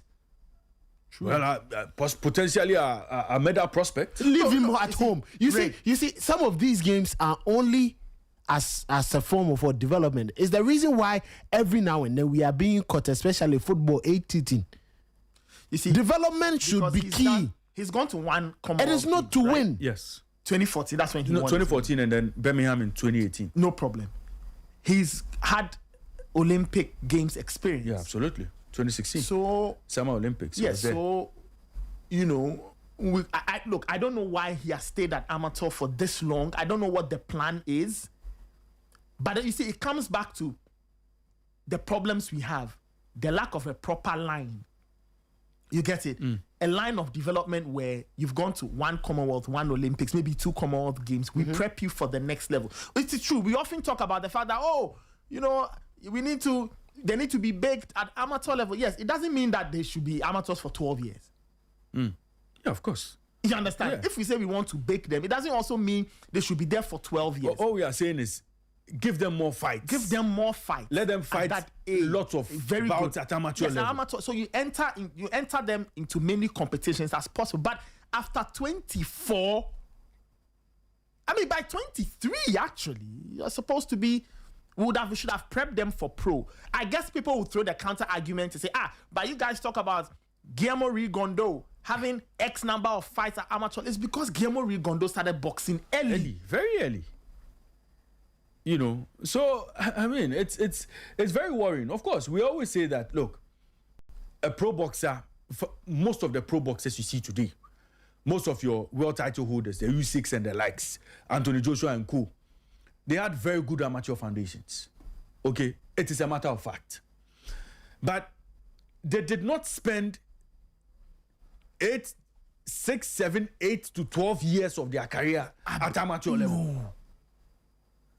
they went pro and continued from there. Yeah, so which means in fixing the amateur boxing, we have to let them start early. We fix it well. By the time early 20s, you move them to pro. By 21, he was winning bronze. By 25, in fact, he was in the Summer Olympics in 2016 before another Commonwealth Games in 2018. Right after that 2018 Commonwealth Games, maybe he should have found his way to the pro level. But we managed to keep him still at amateur. And today, the young boxer, in fact, the boxer is now an old man. Wahid Omar is hitting 33. In October, he'll be 33. Yeah. And he's still an amateur boxer. Or you tell me when he goes pro, you call him a late bloomer, right? 33. You can't go pro. When is he going to fight again? 33. Okay, good. We are talking about some of the best boxers, right? Who had very good amateur. Rigondo. Now, Rigondo was the one who destroyed Agbeku. Very good. Rigondo's Olympic things. Yeah. His record. He fought 2000. He was in the Olympics. Yeah. Right. 2000. So he did 2 Olympic games. Yeah. And it was done. Athens, Sydney, and Athens won gold both ways. 4 years. Bantamweight. 4 years thereabout. Right. World Championships 2001, 2005. World Cup 2002, 2005, 2006. Pan American Games 2003. Central American and Caribbean Games 2006. Goodwill Games 2001. Yeah. So meaning that by the time Rigondo went pro in 2009. Yeah. 2009. Yeah. That's when Rigo went pro. Okay. He went pro in 2009. Yeah. So you can argue and say that okay, he, let's say, did amateur boxing for like 6 years, because a lot of his amateur records ran from 2000 to 2006 thereabout. Yeah. Went pro in 2009. Yeah. And it continues from there. So the point is, why at age 33, why have we kept Abdul Wahid Omar at amateur level? Yeah. You know, it's a strange one. It's a strange one because, I mean, even if you look at a boxer like Usyk started his amateur level boxing somewhere in 2006. His last competition at amateur level was when he won gold in London 2012. Okay, so yeah, London 2012. Okay, Ray, so I'm getting some info that according to this person, and this person is in the boxing space, so I don't doubt the person at all. So apparently, it was Wahid's decision. Wahid decided never to go pro. Go pro. Okay. Then we should. You see. So it is his decision. Okay, that's fine. To go pro. Of course, when I look at that, I juxtapose it to Theophilus Pakpo Alote, who has gone pro very early. Yeah. So I'm sure every now and again you can have those situations where boxers will decide to stay amateur, right? Okay. And I hear that's his decision. He wants to go pro, right? I hear he works at one of the security agencies. He wants to coach at a point. Okay. I mean, that's fair. Oh, that's fair. So that's fair. So of course, that is an individual decision. That's an individual. Okay, fine. Decision. So it's not a structure. It's a structural thing. So in this case, it's not a structural thing. Okay. He decided to stay at that level. Okay. And he wants to use all this experience to coach the younger ones a little later when he transitions into coaching. So that's all well and good. Yeah. So I was just talking about Alexander Usyk. So by age 26, he went pro. 26 is okay. Yeah, so that was after the London Games in 2012. In 2013, he went pro. And if you look at his amateur career, he has 335 wins and 15 losses from fighting amateur. Yeah. Winning all sorts of medals. Yeah, of course. I mean, for his country. If you look at you can tell he has a very distinguished career. So what we must do as a country is ensure that a lot of our boxers are getting to take part in things like the Olympics, right? Things like the Commonwealth Games, but also other things like the World Boxing Champs, the World Cup, and all of some of these other events, because that is where African Championships. Very good. That is where you are baked properly. Because a boxer like Naya Inoue, Inoue came to the fore through the the World Championships, the Boxing World Cup or something. He has some very interesting. Another boxer with a very good amateur career. So what we must do is to ensure that at their level they get a lot of exposure, a lot of fights, and a lot of investment. And a lot of it is true. Of course, Abdul Wahid Omar's case is a very unique one where he's decided that I'm not going pro. Thank you for that. And that kind of info is great. But he is the exception to the rule that we really struggle to get these amateur guys to really hone their craft. And so we'll have to learn to look at all of these things and ensure that we are doing what we can. You make a point about investment. Very important. That is why a lot of attention must be given to the Ghana Amateur Boxing Federation. That is why they must get all the support. They need a lot of investment. That is why the investment in equipment and coaching is key. Coaching. We need a lot of that. The science God bless Abdul Wahid Umar. He says he wants to coach. I love the fact that he wants to help the next generation. As a state, what are we doing for him?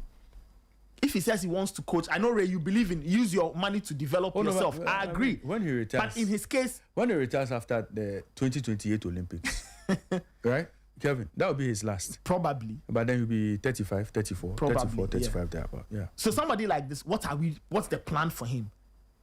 Do we know his plans? He says he wants to coach. Have we figured out what the plan is? Is there anything we can do to support him to ensure that when he's back holding the mitts and the gloves and he's guiding them, he's taking them to a good place? Nathan, you see, and what people must understand is, when we had the likes of Azuma, Nelson, Ikote, and the Kunedus winning medals for us, winning world titles, it didn't just come as a fluke. All these boxers had solid amateur careers. Azuma Nelson, once upon a time, won Commonwealth medals. Won Commonwealth medals in boxing. So I have another. Okay. Another. So you see, Nathan, fact remains that all the world title holders we see today, from the Bivors and Better BF and the likes who held titles, Arislandi Lara, all these boys, those Triple G, Triple G, and all of them. If you go back to look at their boxing roots, they had very solid amateur families. Let me read another one. You can't run away from it. On Wahid. And if today, we can't boast of a world title holder, let's ask ourselves how successful our boys have been at that level, or how long we've kept them at that level to properly learn the tricks of the trade before going pro. Tell you, the truth of the matter is, a lot of the boys are hungry. True. And out of hunger, they abandon their amateur career and quickly go pro. Yeah. That is when they now succumb themselves to a lot of Achiak-based bars just to survive. Okay, so I'll read two things. First one is something you said a few minutes ago concerning what Wahid can do, right, as an amateur. Because I think Olympics is also classified as amateur, right? Yeah. Olympic boxing. Well, the rules I'm told is that after 39, you can't operate in those realms anymore. Yeah. The other bit is that this one says Wahid is more motivated to stay at the amateur level with the benefits of the IOC Solidarity Scholarship Fund, which he has been enjoying since 2016. Thank you. Based on performance and the kind of investment he has made. I hear he's invested his money into a very big poultry farm. Oh, okay. Now I understand. So you see, that is why I'm saying at his age, you just listen to him. Yeah. You just listen to the messages. Yes. He's not thinking of going pro. So why are we wasting resources on sending him when there are other younger boxers? Because you can't fight amateur forever. That is my concern. So you say that bring a young boxer. Wahid has done his bit. Yes. So we can get somebody you are else looking to go. to become who is a potential world title holder. Yes, younger. For the future, Younger. So in the case of Pakwa Alote, across every sport, these are the opportunities you give to the youngsters to build their potential for the future. So the old man 33 is still on IOC. Yes. So you now understand why he's going there. Nobody is, like, it's good that he wants to fight. Yes. He wants to become a coach. But he can do that without getting on these platforms to block the chances of other ones who could have been there or who can be there. But you see, me, even on this boxing front, Nathan, this boxing front, I am telling the organizers, they should make sure every boxer who went every boxer who went to Glasgow, they should make sure every boxer returns. Oh, I'm telling you, they should make sure every boxer returns. When we go off here, I'll give you 2 names who I know are part of the boxing team. Are part of this boxing team who are there to add up to the numbers. And have no intentions. And have no intentions of return. Okay, no problem. Listen, so I'm saying that, see, nobody should. There are 10 boxers we took there. All 10 must land in Ghana post competition. Okay. Should I because if the 10 boxers, mention the 10 boxers. Okay, before that. All 10 of them must make sure they come back home. Okay, before that, let me give listeners a reminder that today, this is what Team Ghana is doing. If you missed David Kofi-Te's interview, this is what we are doing. July 24, Abdul Wahid Umar, he's fighting in the men's 65 kg. Men's 65 kg round of 32. Abeku Jackson, swimming 50-meter backstroke. Nubia Ejay, swimming 50 meters butterfly. And Tahiru Haruna, men's heavyweight para powerlifting. So that is what's happening today. But in terms of the boxers, mention their names. They must all come back. Okay, hold on. Kelvin. Nancy Bamfo. Nancy Bamfo. Okay, my very good friend, Jojo Efson, if you are listening, I see a lot of the weights here. I'm 55 kg, 57. Jojo, if it's possible, can you send us a list? For example, if 54 kg is what? Okay, yeah. Is it lightweight? Okay. Is it heavyweight, bantamweight? And I like, my mind calibrates the things better when it is like what is the weight division? Class, but in weights. But of course, anything 90 plus, I know we are talking super heavyweight. Yeah. Okay, let's proceed. 54 kg, Nancy Bamfo. Adelaide Dede Jabati, 57 kg. Ramatu Kwe, 51 kg. Ebenezer Ankra, 60 kg. Mohammed Amadou, 55 kg. Okay, I have it here. I have it here. Jojo, okay. Thank you so much. So now let me go over the names again. So the boxing team, Black Bombers, so there are 10 boxers. So Jojo is one of the communications guys for the GBF. For the GBF. He's operating from Accra. Jojo, good morning. Jojo, don't beat me. You're operating from Accra. Live. Yeah, so Black Bombers men, Amadou Mohammed, 55 kg is bantamweight. Yes. So I weigh heavier than the guy, I see. But he will beat you. No problem. That's fine. Bantamweight. Ebenezer Ankra, lightweight, 60 kilos. Abdul Wahid Umar, light welterweight, 65 kg. He's the team captain. So that's where he stayed since Birmingham 2018. So light welterweight. Precious Akainete, light middleweight, 70 kg. Desmond Papo, light heavyweight, 80 kg. Jibril Muntari, heavyweight, 92 kg. Daniel Plange, super heavyweight, and it says 92 here. I guess it's plus 90. As for Plange, you beat him early. Oh, how do you know? But we know the boxers. The women's component, black hitters, Ramatu Kwe, flyweight, 51 kg. He should have beat early. Nancy Bamfo, bantamweight, 54 kg. Should try. Adelaide Jabati, featherweight, 57 kg. It should try. So those are the 10 boxers. The head coach, Coach Ofori Asari, Charles Corte is assistant. Daniel Latekwe Lati is the second assistant. So this is from the GBF. Yes, this is from the GBF. I think, in here, potentially, can get about 3 boxers from the Bombay squad and 1 possibly from the hitters getting into the medal zone. Okay, some of them have drawn a bye. I know that Mohamed Adamu, for example, when I checked the schedule, he didn't have an opponent next to his name. So it means that he's drawn a bye. Yes. However, over the weekend, Nancy Bamfo will be fighting, Adelaide Jabate will be fighting, and on Monday, Ramatu Kwe will also be in the ring as well. And our swimmers today, we have 2 swimmers in the pool today. Nubia J. Let me say something about Ghana swimming. You see, look, if we want to do swimming well, and that is why when the system stood up against the dethroned leadership led by they've been dethroned. How have they been dethroned? As we speak today, in the books of the NSA, the swimming association doesn't exist. True or false? Well, their recognition has been withdrawn. So Delphine Akwe and her people.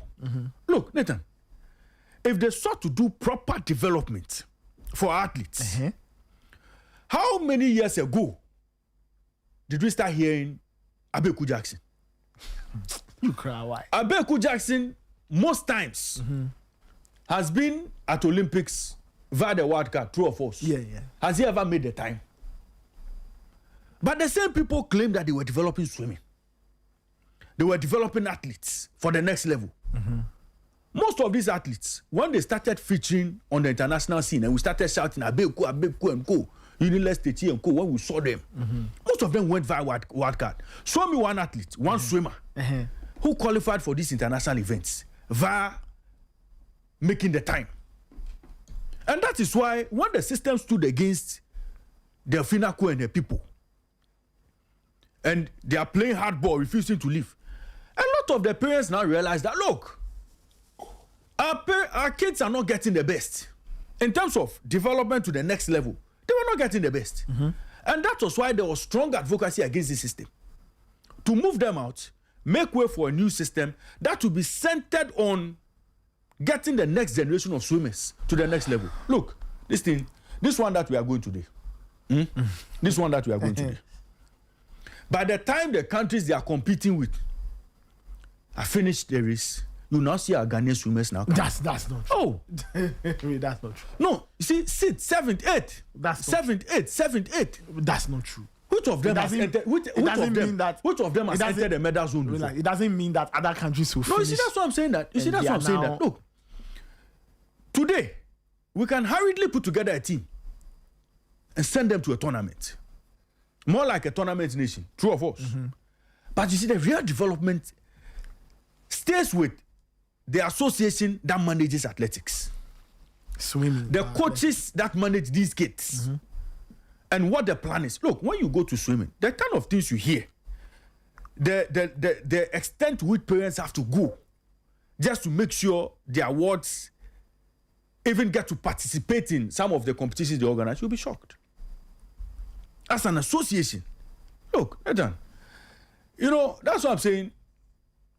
This reset that NSA want to bring to NSA, they must see through it. The results will come. Nathan, Monday, come and tell me how many of the swimmers produce medals. And there's a problem.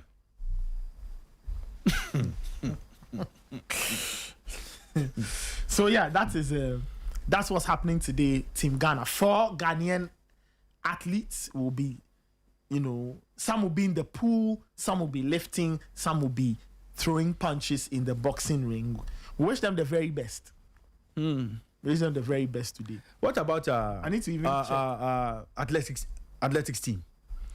The athletics team. I think this weekend we'll get a bit of action from them. No, athletics. No. In terms of the athletics, it will begin. Let me. Next week. Yeah, I think so. It's not starting anytime soon. Athletics. It will start on Monday. Okay, Monday. Monday, Tuesday, Monday. So we'll have some more Saturday. Time. Yeah, we'll have some more time too. Yes. Is Ba Fuseni there? We'll have to find out if he's there. Kevin, is Ba Fuseni with the team? I can't tell. Maybe we would have to send Kofi a message so that he checks. Okay. Yeah. But you're asking about the sprinters, the runners and jumpers and all. So Ghana has Abigail Abugri, 800 meters. Deborah Achampo, 100 meters and 4x1. Wait, is Odo Bruni part of the team? So now I can't ask a harmless question. So Anita Free-Fa, 200 meters 4x1. Yvonne Britton, 100 meter hurdles 4x1. Yvonne Britton. Yes. Did she take part in the? Yes, she will take part in the African Champs. Okay. Ewusi Lovina, 400 meter hurdles 4x1. Rose Yeboah, high jump. Joe Paul Amwa, 200 meters 4x1. Benjamin Azamati, 100 meters 4x1. Mustafa Bokpin, 200 meters 4x1. Isaac Botio, 100 meters 4x1. James Dazi, 200 meters 4x1. Mahmoud Baba Seidu, 400 meter hurdles. And your very good friend Abdul Rashid Saminu, 100 meters 4x1. Oh, okay. So I've been told my good friend Aisha to Jafar, aka Odobroni, is not part of that team. Yeah, so maybe she's just 20. So I'm sure they'll be preparing her for the Youth Olympics. Yeah, I'm sure that would happen. But these are, that TI Ahmadiyya Senior High School squad. These are youngsters for the future. The other lady was in Gaza and co. If we get the coaching right. The coaching, that's the thing. At this level, what they need is good coaching. And so people say more racing, probably, but the coaching to refine the style. The raw talent. The talent is there. Yeah. Look, they can run. But if you employ good coaches, they can refine the talent and put them on the path to success. Right? And then what we can do is now give them exposure. Right? Yeah. Now give them, because the exposure now takes away the nerves. It brings experience. It brings knowledge. Right? And now because half of athletics is all in your head. It's belief. That is true. Right? And the other bit is experience and then the coaching. So if we can find a way of getting them to take part in events, competitions, let them test themselves against better people, they will know where their true level is. Then the coaching will bridge the gap, give them more races. Over time, we'll see that they'll be able to challenge. Yeah. Well, that's what other countries are doing. Coaching, exposure, investment, and we are good to go. We already have a certain way of seeing these talents. The schools championship is wonderful. The intercore and things is great. And I believe that we have to find a way of refining it and then make it better. As for throwing the intercore away there, it is something we should not even countenance. Yeah. We should not even countenance at all. What we can do is improve it. And then improve the coaching all around. So when these youngsters meet to run, we are sure that we are getting quality. And then when you add the elite coaching, the quality becomes better. That's true. And then they can start to win medals. We should get to a point where major competitions, Commonwealth Games, Diamond Leagues, World Champs, Olympic Games, we should find a way of getting Ghanaians to take part in the showpiece events. And we should know that, once this person is running, we are not worried at all. That's the only way. And that's what other countries have done. So we have to invest. We really have to invest. The state needs to get more serious concerning the sports. But Ray, that's the group. That's the group we are taking there in terms of the athletes. We wish them well. On Monday, the athletics will begin. Yeah. Let's see what they can do. Let's see what they will deliver. Right. This is still the Sporty Breakfast. You're live on Sporty 106.1 FM in Accra, 102.5 in Takoradi, and 91.3 in Kumasi. So Commonwealth Games currently underway. I will bring you up to speed on everything Team Ghana is doing and what other countries are doing as far as this competition is concerned. But let's quickly go back to the Ghana Premier League, because we were supposed to actually have a conversation on the Ghana Premier League, because fixtures for the 2026-2027 season have been released by the Ghana Football Association. I wish it wasn't the Ghana Football Association that released the fixtures, because elsewhere, with the leagues that we follow, what do we get? Who releases the matches for England? Who releases it? It's the league. Yeah, who releases it? Kelvin? It's the league. La Liga fixtures? La Liga, yes. Serie A fixtures? Serie A. But we don't have an independent. Exactly. So I wish it didn't have to be the GFA announcing fixtures for the Ghana Football League season. But unfortunately, autonomous league dream has remained a pipe dream. When their clubs were asked to bring commitment fee, only I hear 2 clubs. I saw the 2 clubs who play the league. So you have a league of 2 teams, an autonomous league of 2 teams. Kelvin, why not? How many times do they play each other? These same concerns about club licensing. Oh yeah, I agree with you. Nigeria recently, I think the Nigerian Football Federation, they're also facing same, and I think there are efforts to make sure there are changes to the status quo, because clearly, if you don't meet all the club licensing requirements, you can't play in the league. So Nigeria want to kick off from there. No, there are lessons there for all of us. But Nathan, this story is on the Ghana Football Association website, and the story says Ghana Premier League 2026-2027 season fixtures released. The Ghana Football Association has why are you shaking your head? Where's the Ghana Football Association? It's their product. It's their product. The GFA has unveiled the fixtures for the 2026-2027 Ghana Premier League season, setting the stage for another thrilling campaign packed with blockbuster clashes, fierce regional derbies, and an eagerly anticipated title race. Now, reigning champions Mediama will kick off the defense of their crown with a difficult away trip to Dreams FC, whilst runners-up Bibiani Gold Stars would also face a stern opening assessment on the road against Bechem United.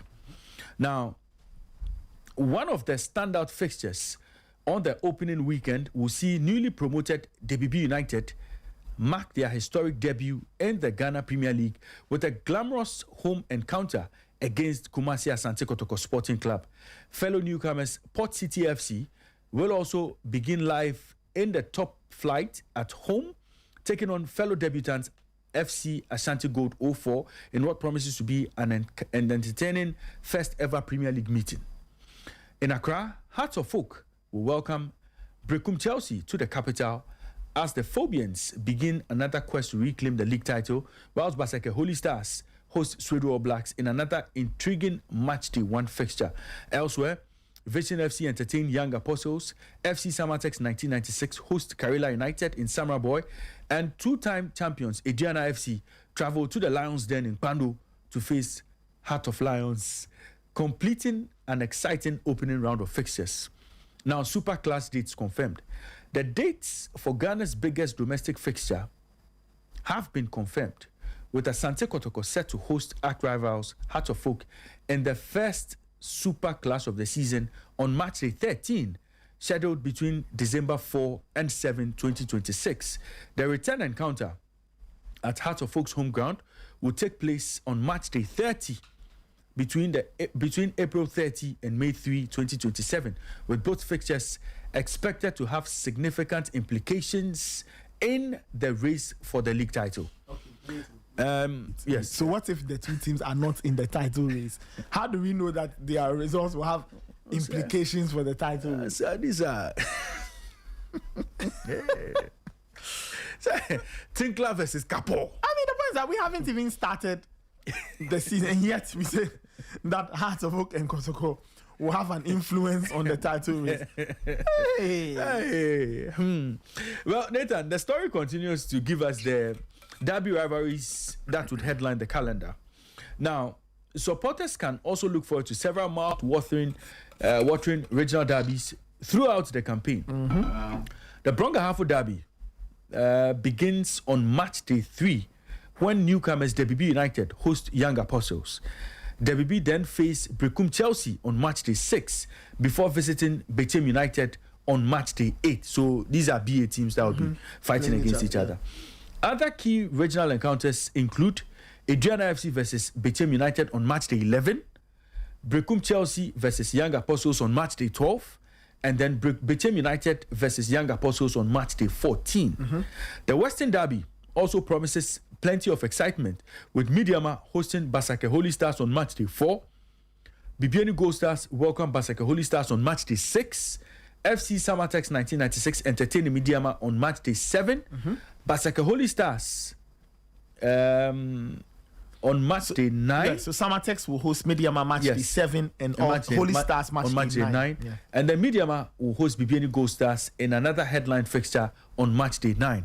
In the Capital Derby, Vision FC welcome Hearts of Oak on March 7, whilst Ashanti Derby between FC Ashanti Gold 04 and Kumasi Asante Kotoko is scheduled for March 8, with the reverse fixture to be played on March 25. Now, the season to conclude on May 31. The final day of the campaign promises plenty of drama, with Hearts of Oak hosting Mediama FC, Kotoko traveling to Basake Holy Stars, Vision FC welcoming Swedo All Blacks. That would be a potential relegation decider. All Blacks versus Vision. Yes. Bibiani Gold Stars taking on Karela United.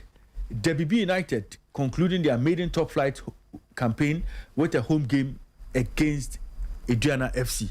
that is the game the BB will win to stay in the league. How do you know they are going to be in that position? Kevin understands the thing.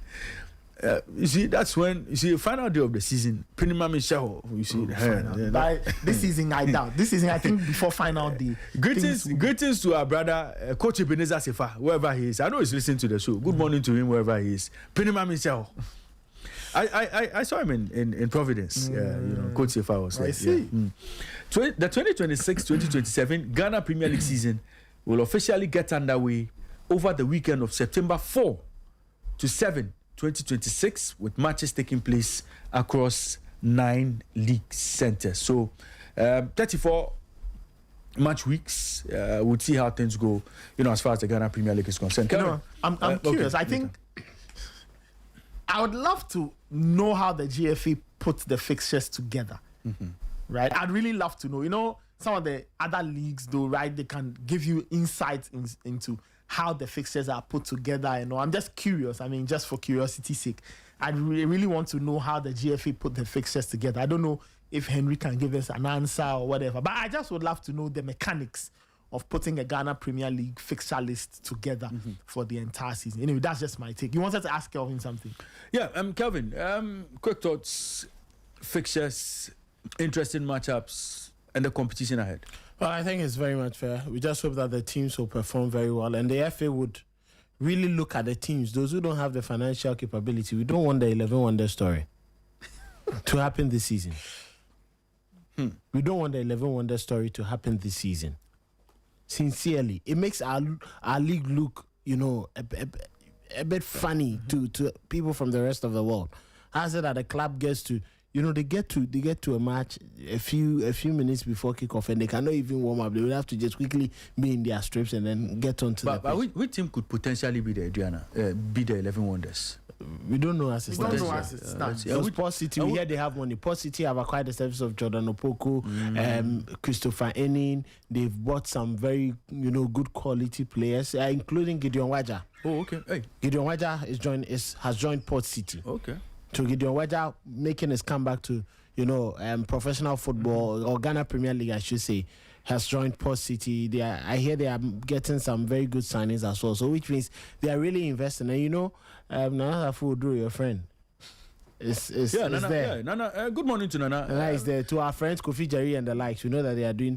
We also have, we hear they also have very good bankroll. And maybe Young Apostles were struggling last season a bit, but I'm sure Nimado and the rest, the former AG, Godfred Dami and the likes, they are still, shareholders in the club. Oh, okay. Hopefully they're able to get the club running better this time around. So, yes, we know the coaches coming in, hard to forgetting if they get the Butcher Couple. He's had the experience of the league. Samobodo has moved to Adriana. We know Kotoko with Tenkla. Heart of Lions have brought in, a former GPL manager who understands. We know Vision have brought in a foreign, coach as well. There's going to be Nuruddin Amadou still with that is Kerala United. Most of the other teams are getting defending champions. Medium are making very good signings. They are still stuck with their technical team, which is very much capable of getting them another stay or possibly winning the Ghana Premier League. So yes, the fixtures are out. We just hope that the FA will do due diligence, and then for all the venues that are a bit dangerous and harmful or not enterprising for football, all those issues will be sorted out. And for security and safety, we can't play the Ghana Premier League where we'll be losing lives almost every now and then. Yeah. And we just hope that the marketing unit of the FA, together with the marketing team of the Ghana Premier League Company Limited. There's Ghana Premier League Company Limited. The one that made the 80 million available for the clubs. No. That one, the 20 million was made by government. Now the sponsors, there was Ghana Premier League Limited. Sponsorship went through from Goldfields, and remember Goldfields made contributions to that. We just hope that they will get things running, and then if all other things being equal, the security and safety of our teams or our clubs will be very much upheld, because it's very much important. We cannot continue to lose lives for our games, and the sort of misbehavior and decision making that delays. You know how United decided to leave the league all because of the adjudication that delayed, and they felt that they were hard done by. I just hope that this time around the adjudicatory bodies would expedite cases and all that. All those petty issues that came or arose last season have to be resolved with regards to referees, officiating, and all that. All these things must be resolved so that we don't get ourselves back in the fix again. We need it. It is important. And for the pitches that we play on, I don't know if you've heard the Franca, Director General of the NSC. That was my first audio today with regards to football. Yes. That he says that why is the media not questioning or not campaigning to let us see what better pitches in the country? When he was not NSA boss, he should tell us the campaign he waged for us to have better pitches. He and Pofanka. When he was not NSA boss. He was still in the media space. Yes. Was not doing boxing and things. Was he not the one when we went to World Cup, he was doing World Cup diaries and co? Was he not the one? Yeah. So he's been firmly rooted in the media space. True or false? Yeah. Yes. He should tell us one campaign. He should tell us one campaign. Says the media should have discussions about why we don't have world class. Why didn't he have the discussions before he became NSA boss? You remember before the World Cup, Nathan, we were here. Or remember, I don't know if you were here when I complained about the Accra Sports Stadium pitch. Yes. And the Baba Sports Stadium pitch. Yes. That after the World Cup, we'll be thinking where we are going to play the World Cup qualifiers. Of course. Yes. Now we are back to that subject. Exactly. Okona Edeyamano. Okona Edeyama NSC. They are struggling to keep the pitches in good shape. Yes. Now you are thinking about it. Hey, clubs no more Accra. How to fool? Would they have to go and beg again to play at the University of Ghana Stadium? Kotoko. Would they be joining Ashanti Gold in Obuasi, or they will go and ask for Abrankese to play? You see, Nathan. These are concerns. Meanwhile, revenue is being raised. These were my concerns, that the kind of money, how do you give appearance fee 100K? When there are better things, or do I say more things to prioritize? Because these players are the same players to come and play on the pitch. When they come and the pitch is not good, Semenyo will lift his leg. When he's in a chase for the ball, he won't run for it.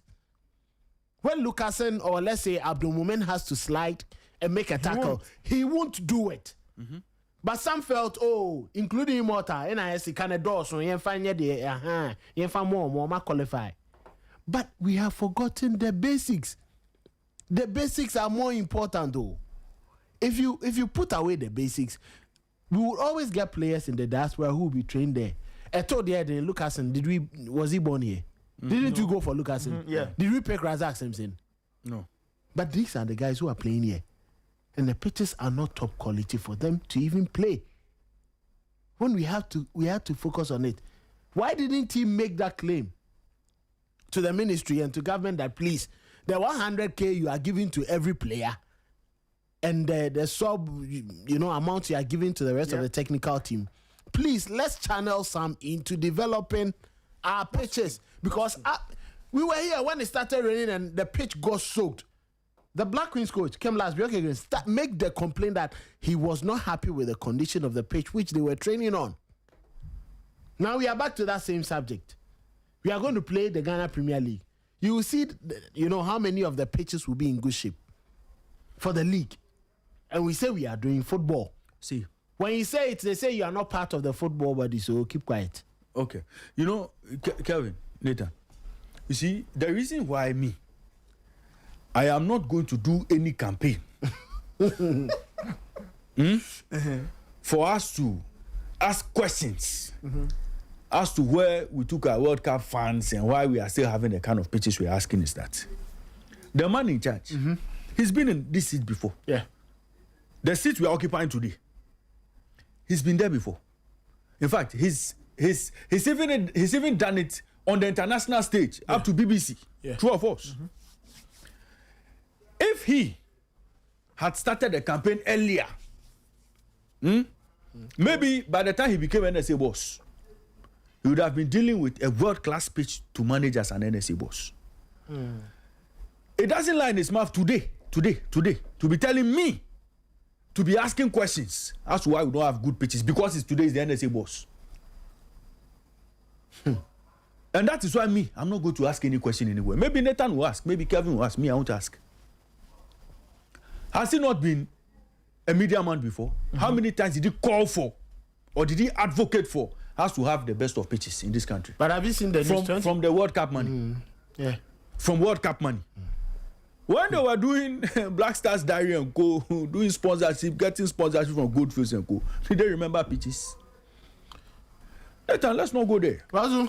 You hear that 25 Ghanaians are seeking asylum in Canada. What, did they travel to go and watch? Yes. Maybe. No, wait. Did they go on their own, or they were part of the package? Whether they went on their own or they were part of the package. They are seeking asylum. Yes, maybe. Hey, matters are rising. But Nathan, I mean, the conversation around pitches, we would have the conversation. Yeah, we'll get back to it. You see, the NSA, what they need to do their work at this point, especially if government support is not coming, would be to find a way to manage that facility with external sponsorship. Okay? Yeah. Those advertising panels we see on match day, who brings them in? The advertising panels. Yeah, those panels we see. Whose work is it? Clubs. Is it the league? No, I mean, when the national team is playing, who brings them in? The FA and the NSC. Good. Yes. So money can be made from some of these things. If the league is thriving, money can be made from some of these panels again. True or false? Yes. So you see, these are some of the innovative things they should be thinking about. How do we get people to buy advertising slots on those panels consistently? The word is consistently. It's not just a one-off game and then people come. You have retainers for some of these things, or even be thinking of having naming rights for some parts of the stadium and giving them sponsorship rights. It's possible. It's done. True or false? Yeah. Yes. So all of these things, they are possible. But how you will sell the product is what is important. Yeah. I'm sure. Yeah, it's also advocating for maybe a bit of. No, as for government support, government support must come. Yes. The support in the budget, there's allocation for NSA to deal with some of their, there's definitely that. Beyond that, which we all know will not be enough. What they will get from government will not be enough. Yes. Beyond that. So you are talking about their own innovative and creative ways. You have a lot of match venues. So today, there's talk about a facility manager for Boteman. True or false? What is the talk around the facilities the NSA is presiding over? Where are they seeking investment from? When it was time for us to go and do Shatawale and Stoneball, didn't they go and look for an investor to come and give them pitch panels? Didn't they go to a certain church to go and look for pitch panels just to enable them cash in on the Dirty December vibe? Didn't they do that? Yeah. But when it comes to maintaining the pitch, you can't go and look for private investors. You can't use the same model. You see, you see, I should have been here. No, but it doesn't matter. Monday, you. Yes, Monday I'll continue. Yeah. The NSA, when they were looking for pitch panels, didn't they go and look for a private investor? Yeah. When it comes to the pitch, let's go to government. When it comes to regrassing the pitch, keeping it in tip-top shape, let's go to government. They said that they want a little bit of the World Cup money. That's not a bad. Who give them? I don't know. Okay. But that's why the sports fund is there. They should go and make their case before the first. I believe. Infrastructure development should be part of sports. Yes, of course. I believe in making an argument. Because in South Africa, the sports fund that exists, or their equivalent of the sports fund, if you want to access, you make an argument for it. You present a case. If it's solid, they give you. If not, they move on to other things. But Ray, I'm happy that the league fixtures are out. Yes. Again, out of curiosity, I would love to know how the FA puts together the fixtures, right? And I'm very interested in them. It's a computerized system. No, I like it. I'm very interested in the mechanics. Yes. Because I noticed that, for example, as we read the regional derbies, I'd like to know what was considered for some of the games. Because I noticed that, for example, if you go to week 7, we mentioned the Western teams, right? Yeah. Samatex face Mediama. Mediama doesn't have to travel too far. Yeah. And then week 9, there's another Western derby or so. Let me check week 9. Samatex and Gold Stars. Yeah. I mean, I'm curious. I just want to know, how they've done just all to of this. make sure. The other thing I would say is that, going forward, as we think about the league and all, we also have to think about the teams that will have to travel a lot. Okay? Teams like Karela, they have to do this north-south trip very often.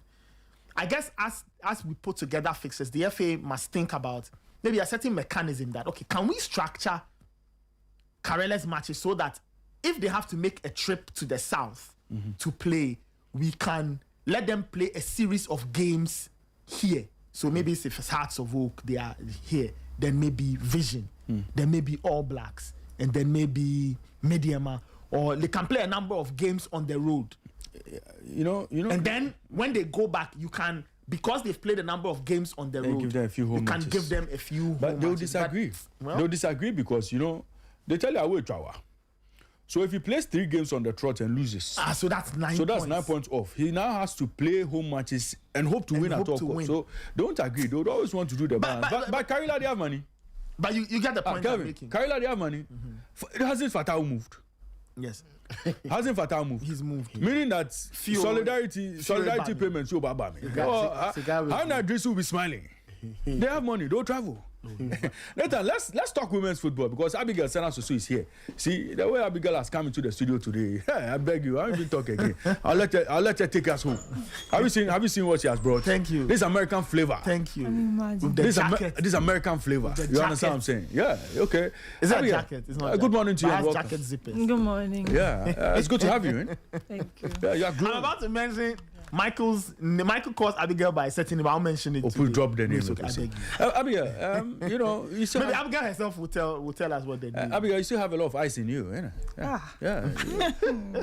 How long ago did you return from America that the ice still inside like that? Long time ago. A long time ago, but the ice is still inside. We thank God. Okay. Well, let's talk WAFCON. Yeah. What's the latest on the Queens? I know they played a friendly yesterday. They beat Malawi by 4-0. Bring us a bit of update on the Black Queens and what we should look forward to as far as the WAFCON is concerned. So 2 days more, literally to go. The tournament to begin on Sunday. Expanded 16 nations coming together in Morocco, 2 cities, Rabat and Casablanca. Ghana will be based in Casablanca. So we are hoping that everything goes well. I'm sure by close of day they should move to the tournament hotel because that's how it is. 3 days into the tournament, you need to get into your hotel. So I'm told yesterday they were made known the hotel they'll be using. So they have to move out of their personal camping space and get in there and then try to start. But I think earlier this week I was telling Nathan that for the Black Queens, a lot of eyeballs will be centered around Doris Bredua because she has to lead the line. So it was good to see she scored a hat-trick yesterday against Malawi. So that's so it's positive. It means that she has she has her head in there now. Unlike the previous edition, that a lot of people were quite disappointed in her because she got the opportunity to lead the lines almost all of our games, but for the game she was red carded but couldn't even score a goal. And so I am positive they are there in some good form as well. The newbies are also doing well, but maybe the sad thing will be by close up they will get to know the 3 that are coming back home out of the 27 that went, or I don't know if they will stay behind because I don't know how that will pan out, but definitely we have to present 24 to CAF.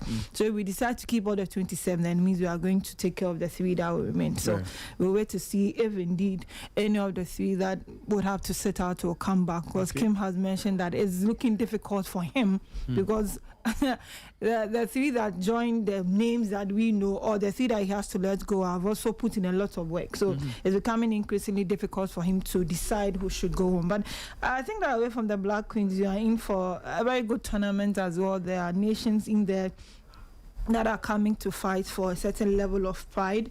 But then the main thing or the main takeaway will be in the 4 slots for the World Cup next week. Clearly, every other person coming in there would fancy that opportunity. And so if you are Ghana, if you are South Africa, if you are Morocco, and Nigeria that were in the last 4 in the previous edition, you'll be biting your nails and looking through, hoping that it will be you again. This time around, I don't even think they'll be really thinking about whether to leave the trophy or not. First, to get to the last 4, and then know that, okay, I can fight for the trophy, but at this point, I'll get to go back to the world. For countries like Zambia and South Africa, Nigeria, who have tasted the World Cup, it means that they are coming in there with a different plan altogether. Because at least someone who say they have been there before and they would fancy going back there. And especially for Ghana, we've not been there for quite a long time. So it would also be another dream, at least for Kim to be able to add that to his CV. It will look good. He came back, Ghana got a bronze medal. He's been around, he's taking them again.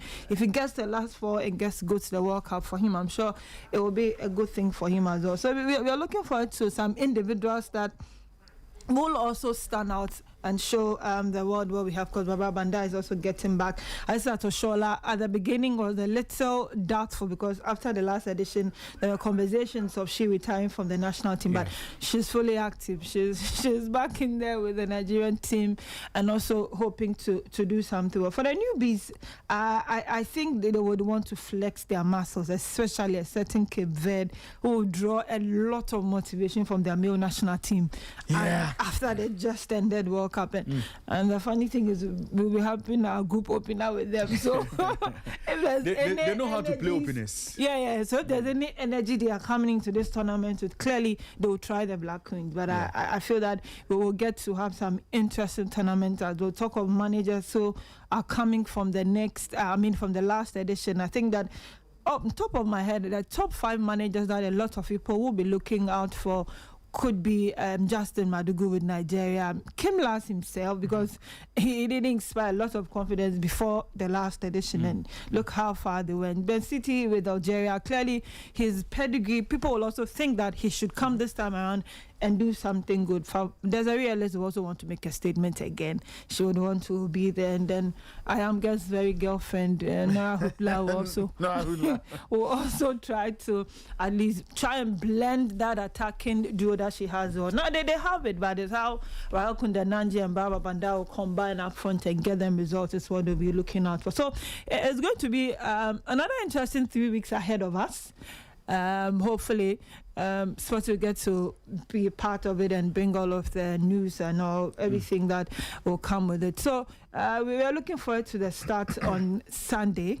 There will be some good games, and then Ghana get to play her first game on Wednesday against Cape Verde, and then we'll see how we get ourselves into the tournament. So WAFCON is here again, but this time the big catch is who gets to be a part of the last 4 to get into Brazil next year. Well, we'll see how things pan out. We'll be doing a lot of women's football next week because, of course, WAFCON would start this weekend, and the Black Queens would be in action. We'll be looking forward to seeing them pick one of the spots for the World Cup in Brazil. And so we'll be keeping keen, we'll be paying attention, a lot of attention to what happens at the WAFCON. Abigail, thank you very much for joining us on the show this morning. And hopefully next week you'll be bringing us updates from Morocco, live from Morocco. So we'll be touching base with you. Oh no, don't worry. Nathan has sorted everything out. Nathan, do you have messages? Okay, there's a message here. Well, Abigail, please come back. Abigail, there's a message here for you. Please come back. Please come back. Please bring me Abigail. And there's a question on the text console for her. Maybe she would have to answer herself. Me, I can't answer. So let's bring her back. Nathan, we have a few messages here. Maybe we'll quickly get into a few of the messages. Abigail, let Abigail come back. There's a message here. She would have to answer for me. Let me read a few of the messages that have come through. Quickly before we go. Okay, Nathan, help me with a few of the messages there. Which one? The first one. No, not the first one. Not the first one. Yes. Abigail, sit down. This one says, someone is asking, why do we rate ourselves highly when it comes to every sport discipline? Do we forget that Ghana is a tiny country and not very rich? That's a good one. So open. Okay. So Nathan, this one is come from Dennis. Dennis from La Paz is asking a very important question. Yes, sir. It says, hey, who is that moving the mess? Hey, what's going on? Be very careful over the immortal. Let's hear from Dennis. Dennis from La Paz says that, hi, Mr. Raymond, please ask Abigail for me whether she's single because I'm crashing on her. Kaish! Cut for Doma. Abigail. So don't we have a bell in this studio? Abigail. Please answer the question. Do you want to answer? You can decide not to. Oh, my brother. You see, you will be a very bad lawyer. I don't mind answering the first bit, but the second part. There's only one part of the question. They're asking, are you single? I am, but... no, but what? Is your crush your crush? Is your crush crashing on you? Okay. Okay, Dennis, you have your answer. So, I beg, Sporty FM, number 48, Osubadu. You know where to find Abigail. Here inside West Airport. So, please, make your way to the office and continue from there. Yeah, give us a few other messages. Messages. Let's... We have to go home. So, we have to go home. Give us a few messages. We have a few messages on the console. Let's... Nathan, I think there are a lot of messages. So let's just get into it. Okay, fine. This one says, good morning, Nathan and Raymond. You guys are doing a great job. Thanks for explaining how the 58 million might have been spent. Yes. Okay. I like the might have been spent. It might have been. We are not saying that is how it was spent. Yes. Raymond is only trying to guess. Yes. Right? Based on what we know. Yeah. All right. This one says, on a lighter note, I want to know if Ray is speaking as a student of his biology teacher from SHS or as a... I saw this message earlier. I was speaking as a spiritual journalist. What is all this? What is all this? I understand where he's going, but it's fine. So, that's all. That's all for now. Yeah. Okay. Yeah, okay. Yeah. Let me read. Hold on. Before we leave, I said I wouldn't do this, but let me just mention it, right? Sure. Yeah. Let me just mention. So this is way outside sports. Okay. Way outside sports, right? So the 2004 year group of the Accra Academy Old Boys Association, of which I'm a proud member, even though, anyway, let's proceed.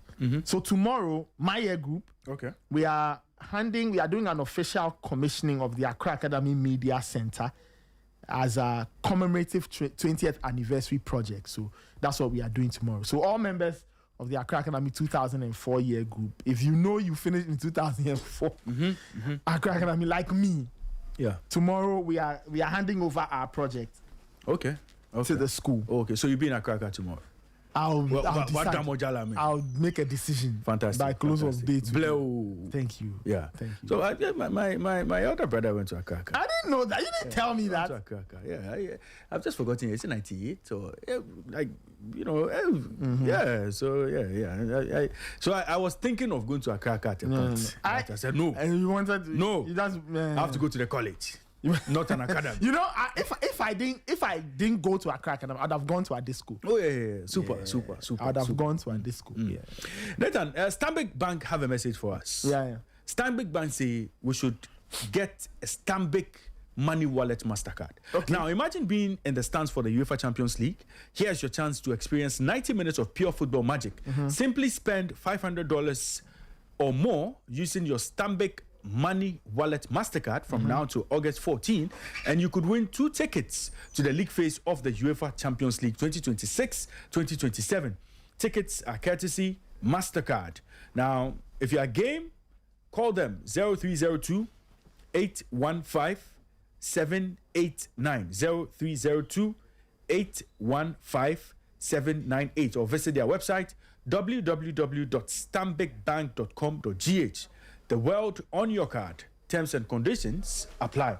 Do that too with Pepsodent. Brush every morning and evening. Pepsodent say if you have to use a toothpaste, it has to be Pepsodent. And if you have to keep your teeth clean, if you have to keep your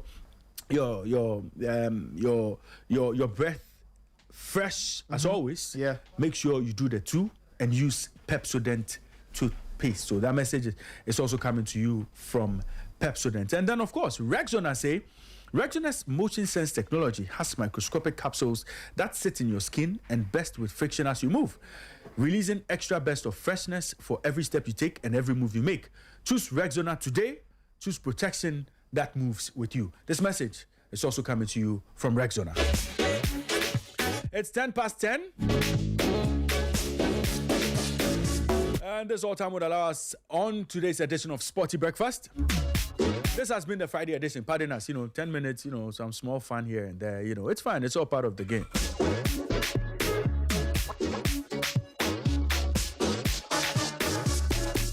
Yes, before we go, we have a very special feature on the World Cup for you. Yes, a very special feature from the stables of Sporty Stories. Okay, yeah, so this one was put together by Emmanuel Ayamga, and it says, USA's blaring World Cup alarms. USA's blaring World Cup alarms. Lots of stories in there that you didn't know about the World Cup. Lots of concerns people raised about the World Cup. And it's a very interesting feature you should listen to. It gives you a bit of what you didn't get to hear about the World Cup and everything that happened at the World Cup. And it was put together by our features team. And this one was cooked by Emmanuel Ayamga. So right after signing out, we'll make sure you get a feel of that particular feature. It will be playing all through the weekend into next week because it's one very special one that was done with a lot of time, lots of attention, put together by Emmanuel Ayamga. So once we sign off, you can get to listen to the USA's blaring World Cup alarms. What is in there? Your guess is as good as mine. But a big thank you to the entire production team: Immortal Jakwa Champon, Abigail Senasusu, Yusuf Desaja Isa, Fidelis Nchieje, Kelvin Ouzwansa, Emmanuel Ayamga, David Kofite, Eustace Niakwe, aka Nami. A big thank you to the entire production team. What he's doing here this early morning, only the Lord in heaven. We paid to see him this morning. So, a big thank you to the entire production team. Our team lead, Gary Al Smith, a big thank you to you for providing all the support on the show. And to the technical team led by Biggie, Yeyo, Doggy, Jonathan, Trish. A big thank you to you all for providing all the technical support on the show. And a big thank you to the man himself, Nathan Kwao, for providing all the support on the show. And to you, our listeners, you are the real MVPs. Hopefully, we'll be back again, God willing, on Monday with another interesting edition of Ghana's #1 sports morning show, Sporty Breakfast. My name is Raymond Yamado. Programming on Sporty FM continues. We bring you the news at 12. We bring you Sporty Plug at 12:30. There's Fifi Banton joining you later today at 4 p.m. with Sporty Drive. And then Ball Up Top would feature Rondo and Winston Michaels. They'll be bringing you Ball Up Top, the NBA and NFL show that you wouldn't want to miss. And then, of course, in between time, lots of sporty stories, lots of features, lots of interesting stuff for you to enjoy on Sporty FM. Up next, the USA's blaring World Cup alarms, put together by Emmanuel Ayamga. So just keep listening to Sporty FM because we have lots of special things for you.